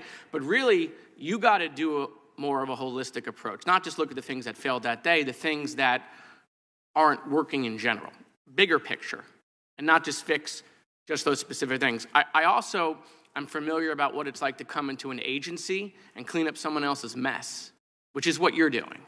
And quite frankly. And so I applaud you for that, right? You've been handed, a ship with a hole in it, and it's taken on water, and you got to figure out how to, A, fix the hole and get the water out of the boat at the same time. And so I applaud you for stepping up and doing that. I want to talk about one of the comments that multiple people made on this committee, and it's for your agency and it's for other agencies, which is that a lot of time we get stuck in this process thing. Oh, because of process, we can't communicate with the public, or we're not going to communicate with Congress because of process. Agencies need to change with the times. Things are different now. And when you guys don't put out information, that vacuum gets filled with conspiracy theories. We talk about restoring faith in the institutions. Yes, government needs to work, and people need to see that they're competent. But at the same time, we're not going to be able to restore that faith if the agencies aren't communicating with the public and instead are getting conspiracy theories online because no one else is giving them information. And that's going to be a push-pull that you, DOJ, the FBI are going to have to deal with in today's world of communications. Other people will tell your story for you, and it will be false if you don't tell it. I want to talk about two specific things, and then I want to get to page 7 of the report, which for me is the most important. The 9/11 Commission recommended fixing the comms issue by creating a network. AT&T, FirstNet, I think Verizon has one as well. We knew about the comm failures that day, the throttling the radios, people on different systems, and yet 25 years later, your agency is still struggling with the same problems we had on 9/11. Officers using their own personal cell phones, not on the network that was made for emergency personnel. which would have worked that day. Procurement. I want to talk about procurement because it's something that most people don't think about and it's not sexy. And I did tons of procurement when I was the emergency management director.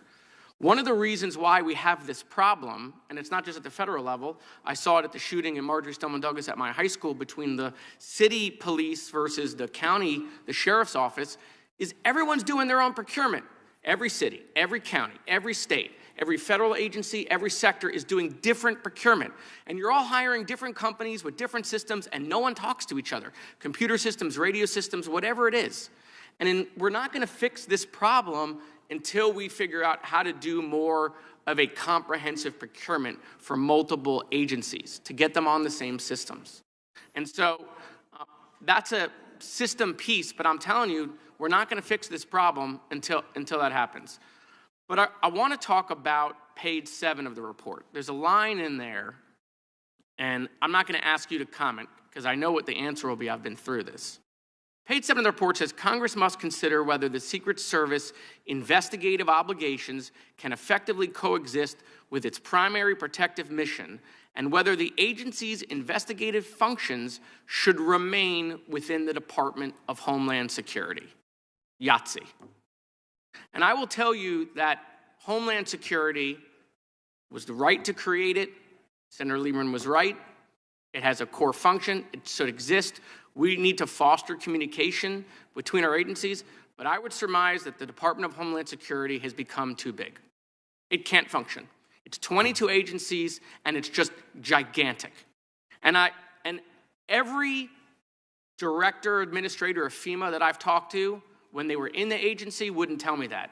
But as soon as they left, they would say, we can't make the changes that we know we need to make within FEMA because we can't get it done within Homeland. And so I'm going to be filing a bill the first day of next Congress to remove FEMA and Secret Service from Homeland Security and make them direct reports to the White House. I think the changes you want to make, I think you'll be able to make them quicker if you're not within Homeland.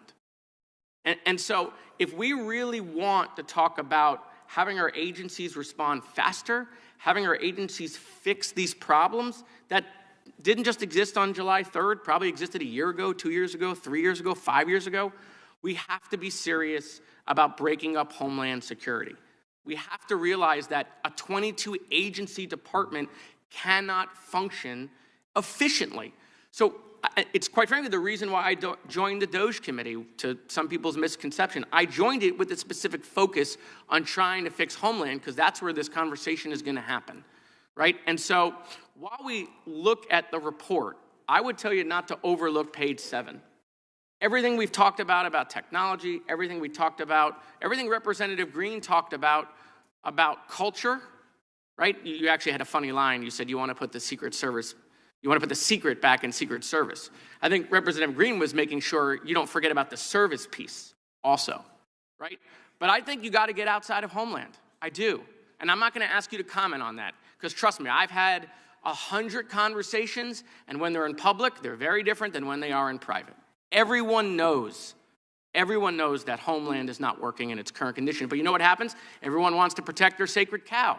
You staff on the Homeland Security Committee, right? They won't let it happen. Homeland doesn't want to let it happen because they'll want more. 22, they'll take 30, right? I mean, it's just the way it's working. So, you know, Mr. Chairman, I want to thank your leadership running the committee. I want to thank Ranking Member Crow. I think the report is very important. I think we've done it on a bipartisan basis. But I really want to hit this point home. If we are serious about making these changes, then we got to get serious about we have an agency that is not functioning in Homeland because it's just too big. Thank you. I yield back. Thank you, sir. Before we close, I want to turn to Ranking Member Crow for a brief closing remarks. Thank you, Chairman, and thank you to the members for this hearing. You know, this was an overwhelmingly bipartisan, productive hearing. I mean, the questions from the members were serious and robust, and clearly they took their charge to learn the issues and to dive into the investigation very seriously. And I also want to thank you, Acting Director Rowe. You know, I've been in Congress now almost 6 years, and I've been in plenty of situations where there are directors and department heads and acting directors and department heads who are in crisis situations, right? Or contingency situations where there's a crisis within their agency or something that has gone wrong. I mean, this is an oversight hearing, so more often than not, there's something that has gone wrong. And there's people that deal with that in a variety of different ways. But in my experience, and I don't want to speak for the chairman, and he'll have a chance to speak about this, but we've talked a lot about this, and you've been very candid. You've been very open. You have accepted responsibility for the things that we feel like the service has had to accept responsibility for. You obviously were not the director on July 13th.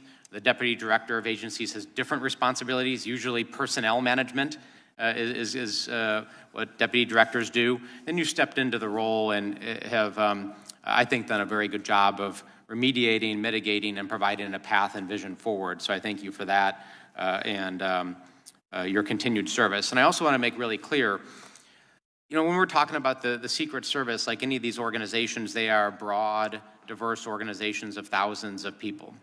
And there's no doubt that there were security failures on July 13th and things didn't go right. But I also want to be very careful not to paint everybody with a broad brush. There are people that did not do their jobs, and there needs to be accountability for that. But there's also no doubt in my mind that there were many people who did do their jobs, that showed up with the right mentality, the seriousness, the commitment, who would have jumped up and took that bullet. In fact, after the shooting, did go on the stage and do what they needed to do and were willing to risk their lives. And I want to thank them.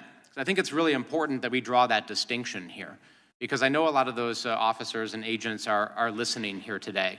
And for those folks that show up every day with that commitment to excellence, who are willing to put their lives on the line, that we see them too, right? And we appreciate their service in what they do, because we don't want to put your agency in a position where this is a negative detractor from morale. It makes it harder for you to right the ship. So that distinction is very important in that regard. I also hope America saw that we did come together in a bipartisan way and fulfill our mandate of looking at these two attempted assassination attempts. We took it seriously. You couldn't watch this hearing today and actually see who was a Democrat and Republican. If you took our name placards down here, Americans wouldn't be able to tell, who was. This was issue focused. This was focused on our mandate, and I think that's really telling. And I would encourage folks to watch this if they haven't watched the entirety of the hearing and look at how we conducted our business here. The other thing I want to do is just thank the staff. This was a heavy lift. 5 months, the number of transcribed interviews, document requests was really substantial. At a time, as the chairman said, many of us were out on the campaign trail and accessible and spread throughout the country. Honestly, it's the staff that did the heavy lifting here, both the Republican and the Democratic staff. They have taken time away from their families. They have taken time away from their jobs. They have left law practices and other lucrative jobs to come and do important work for the American people. And I'm grateful for the work of the staff to put us in a position to submit this report and to tell the story that America deserves to have told. So with that, I want to thank you again, Acting Director Rowe, for your testimony and your commitment to addressing the issues that have been identified here today. And Mr. Chairman, I yield back. Thank you, Mr. Crow. I want to thank Mr. Rowe for his testimony and for appearing before us today. And I know that at times it can be very emotional because of what took place. I will repeat what I said earlier.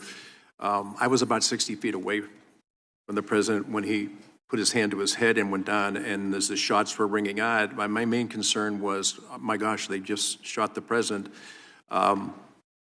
But I couldn't find my wife, I couldn't find my oldest son, and I couldn't find 3 of my grandchildren where they were supposed to be. They were not put where they were supposed to be that day. They were left to wander someplace else, which I'll never understand. Look, it's a very emotional thing. We can talk through these things and be very orderly about it, or we can look at what happened that day and say, And I think I got this feeling from the captain, Captain Higgins.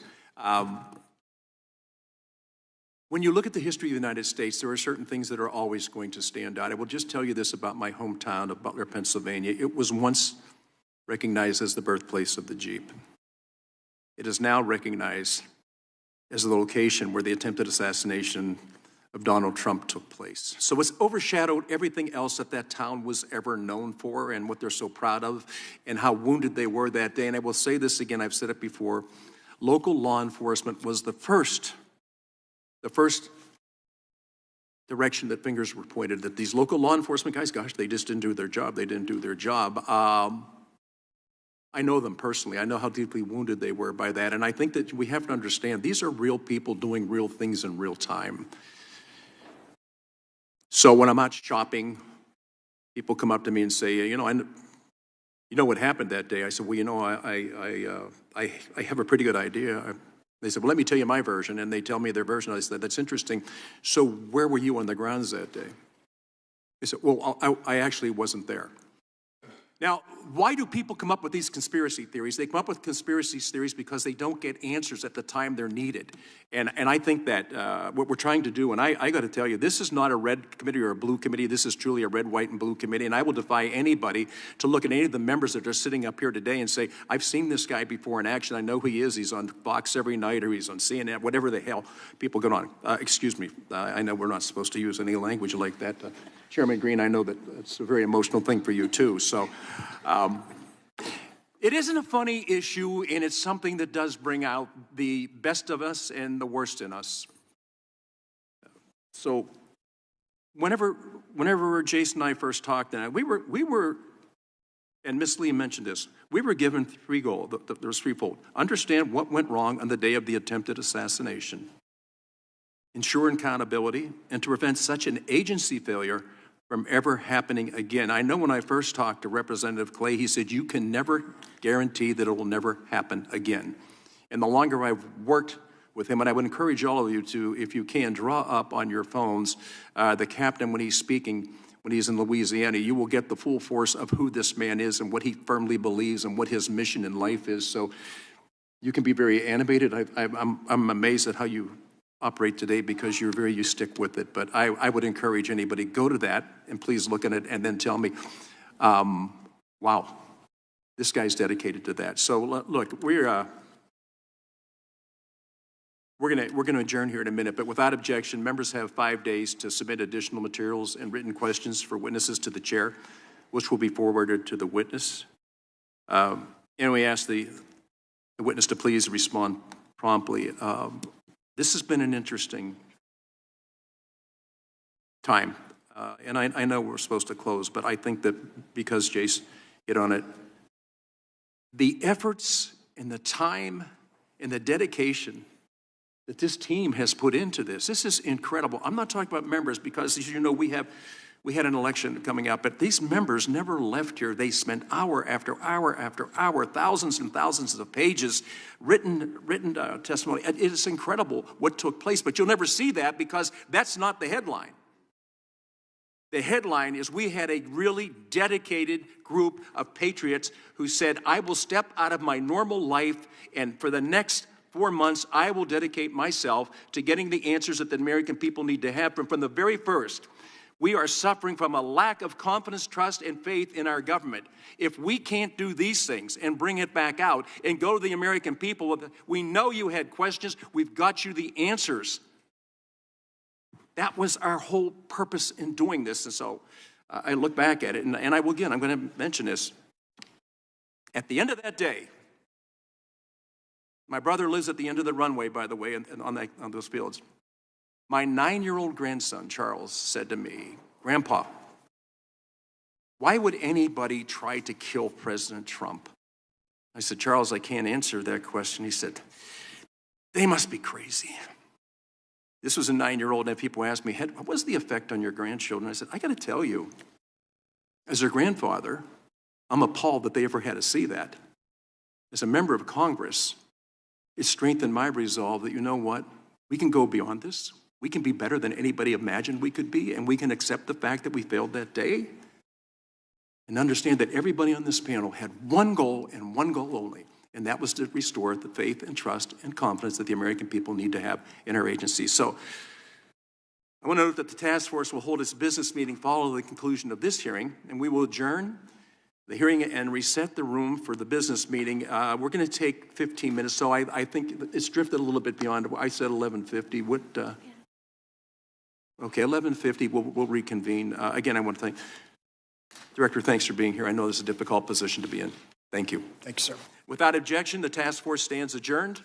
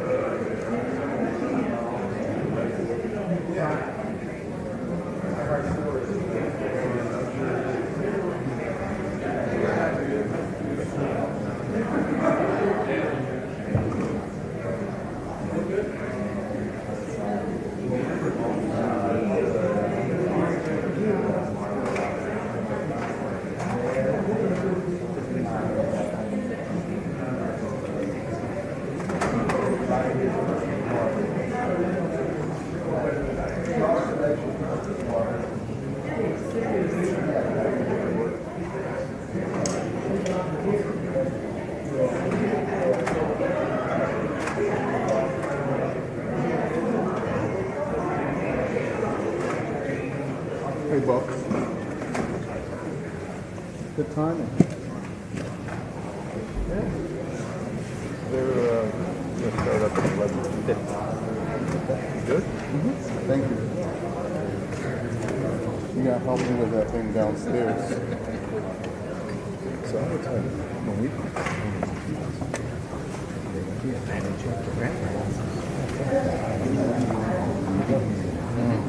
I'll bring one up. Get it right.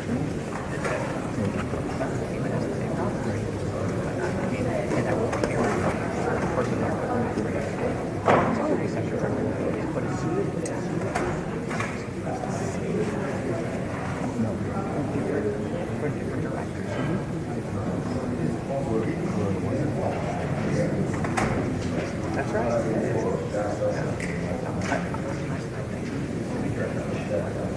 with this one. But I noticed the piece. The road. Yeah, Mr. Kelly. Okay.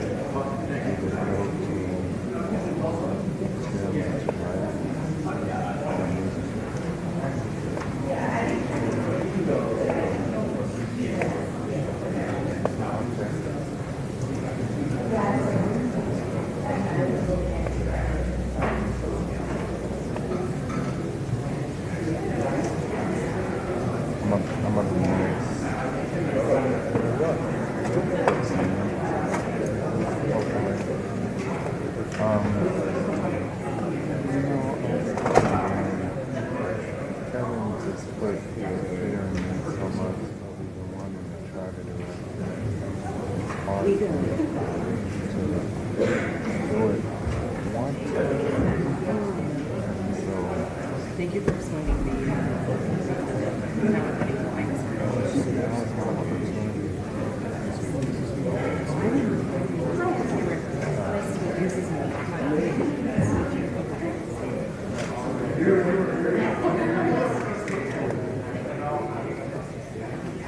the video is great.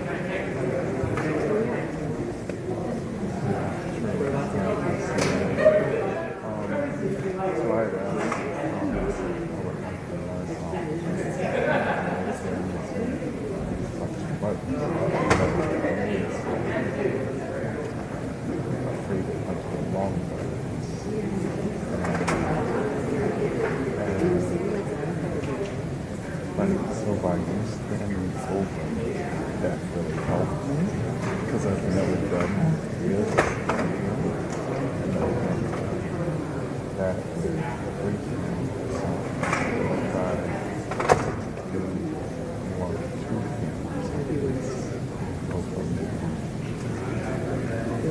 So thank you. I appreciate y'all so much.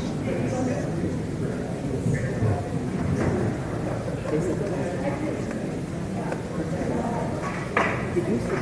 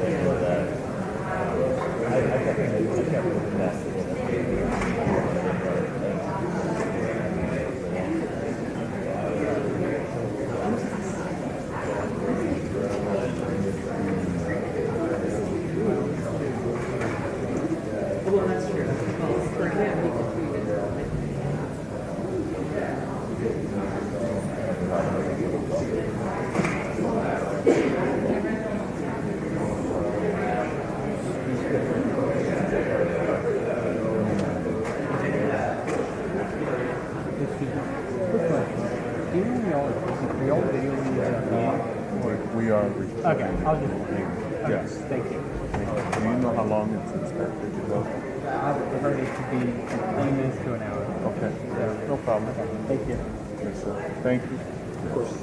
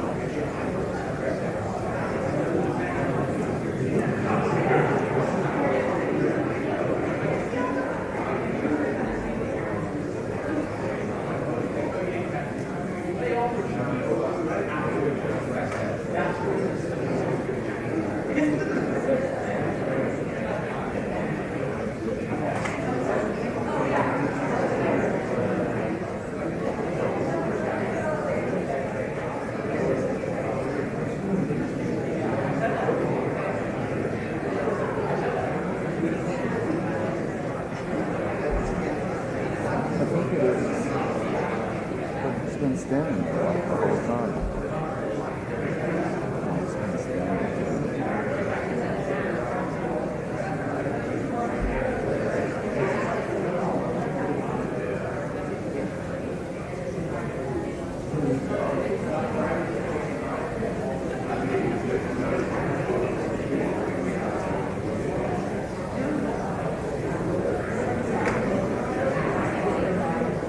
Why would we use this?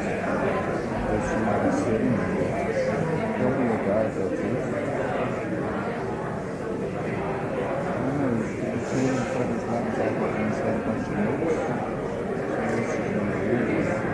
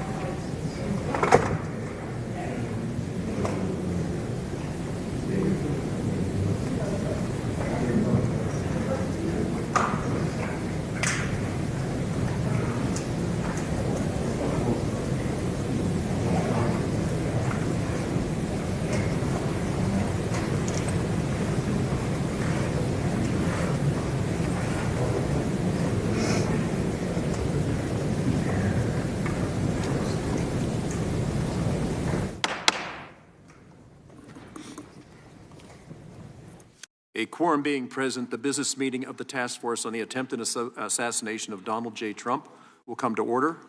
The task force is meeting pursuant to notice to consider its final report and recommendations, and pursuant to notice and pursuant to Section 2A and 2 of H-Res 1367, I call up the final report of the task force on the attempted assassination of Donald J. Trump. The clerk will designate the report. Final report of findings and recommendations. I recognize myself for 5 minutes for a statement.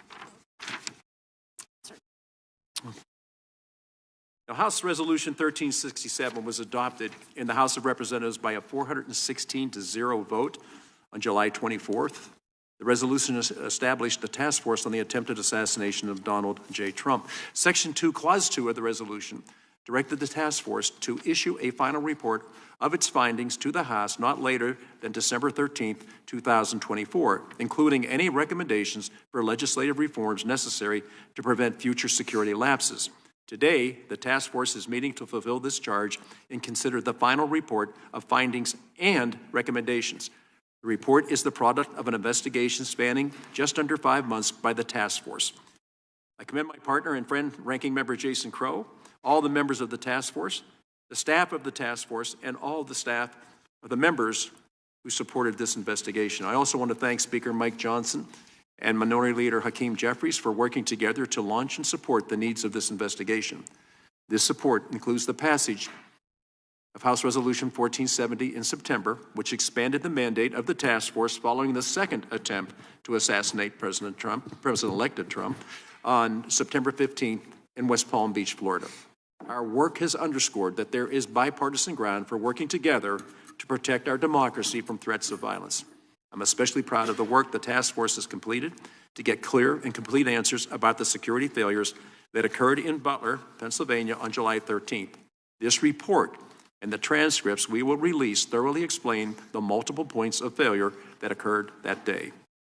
It's also a roadmap for addressing the issues that contributed to and revealed problems inside the world's premier protection entity.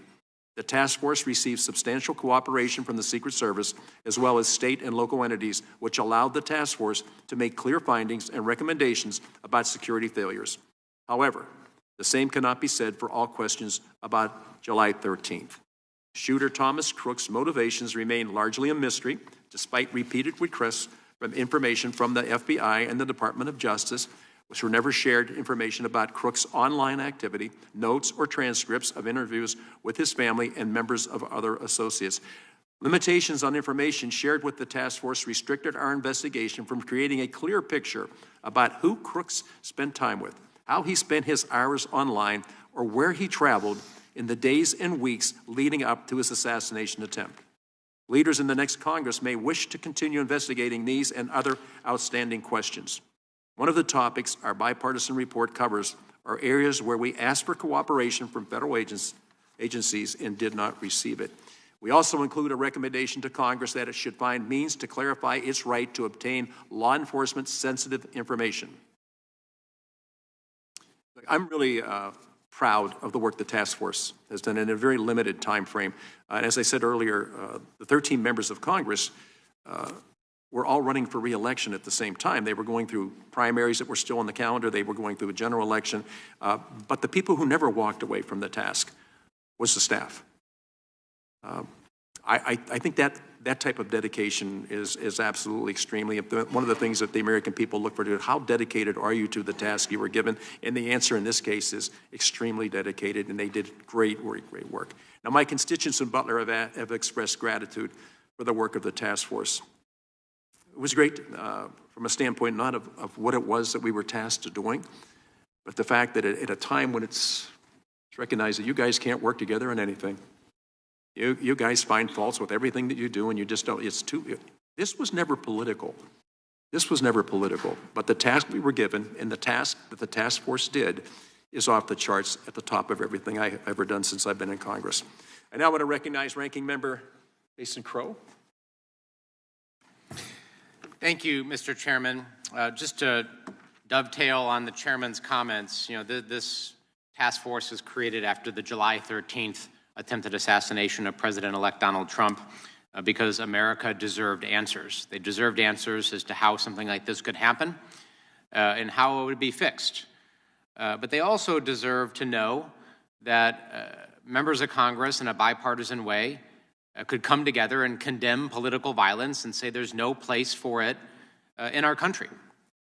And they also needed to know that there are folks here who are willing to roll up their sleeves and do good work that needs to be done and fulfill their duties and put politics aside for the good of the country and to get answers that everybody, regardless of your political affiliation, deserves to have, and to restore trust and confidence in that process. And I am very proud of this final report because it does all of those things. And the process itself actually did those things. The hearing today was a great example of it. It was robust, it was thorough, it was serious. The members came here with the charge to ask tough questions, to get answers, and to tell the story, and that is what happened. I also want to reiterate what the chairman said about the largely very cooperative posture of the federal government in responding to our requests for interviews, responding to our requests for documents, with the exception of the Department of Justice and the FBI, which did not give us some very critical and important information that we believe the American people still need to know. And if their intent was to slow walk us beyond the mandate or the purview of this committee, they are sorely mistaken, because you have members on this task force that sit on committees of jurisdiction that will be coming in next Congress that will still get that information. Right? America deserves to know what happened with Mr. Crooks, what his motivations were, who else he was talking to. That is an important part of the story. Now, our report is thorough, it's comprehensive, it gives many of the answers that America deserves to know, but they still do need to know those remaining pieces, and I commit to work with every member of this task force, even after this task force sunsets in a couple of weeks, to ensure that that happens. I want to thank the staff. I said this earlier in the hearing, that the product that we are going to be voting on and will release is the work largely of the staff that put their lives on hold, that missed important life events and family events, who left different law practices, different positions within government to come and actually do their patriotic duty as Americans and provide answers to this country and to serve the members. And their dedication, their professionalism, their work ethic is really second to none. So I want to recognize once again the incredible work of the staff, both Republican and Democrat, in doing that incredible work. And I want to thank Speaker Mike Johnson and Minority Leader Hakeem Jeffries for actually working bipartisanly to set up this task force. And they both told us, me and the chairman, they said how they wanted this to go, that they wanted it to be serious, that was their intent. And they set that tone themselves at the very outset of this. In fact, the chairman and I, neither the chairman and I were seeking these positions and these appointments, but I'm glad that they partnered me with Chairman Kelly, who was a wonderful partner, and it's been one of the best experiences actually in my time in Congress, working with the chairman, working with the other members in a very serious and robust way. And this hearing was actually one of the best hearings that I've been a part of in my time in Congress, with the seriousness, the professionalism, and the attention to detail that everybody brought to it. So with that, thank you again, and I look forward to the remainder of the business meeting here in releasing this report in due time to the public. Thank you, Mr. Crow. Do any other members seek recognition? No? Okay, so no. Okay. Seeing none. Mr. Chairman, I move that the task force favorably report to the House. Wait. We got to go to amendments? Okay. All right. Say, without objection, the report is considered read and open for amendment. Does anyone wish to make an amendment? None being seen. I now recognize Mr. Crow for a motion. Mr. Chairman, I move that the task force favorably report to the House the task force report. The question is on the motion to favorably report to the House. All those in favor say aye. Aye. All those opposed, no. In the opinion of the chair, the ayes have it. Mr. Chairman, could the record reflect that it was a unanimous vote? Yes, yes, we will. The motion to forward the report to the House of Representatives is agreed to. Without objection, the motion to reconsider is laid on the table. Without objection, the staff is authorized to make any technical and conforming corrections and to include the actions of the meetings today. Yep. Okay.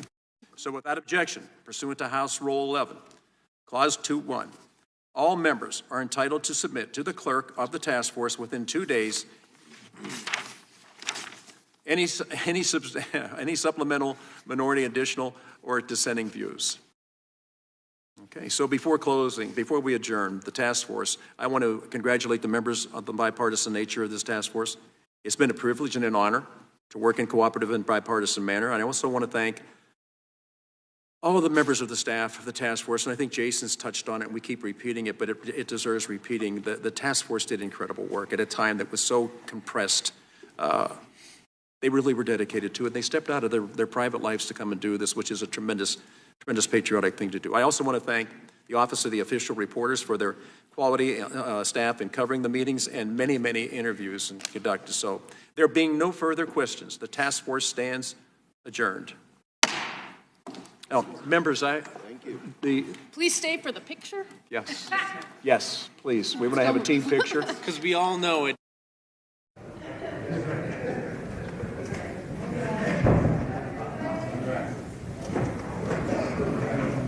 All right.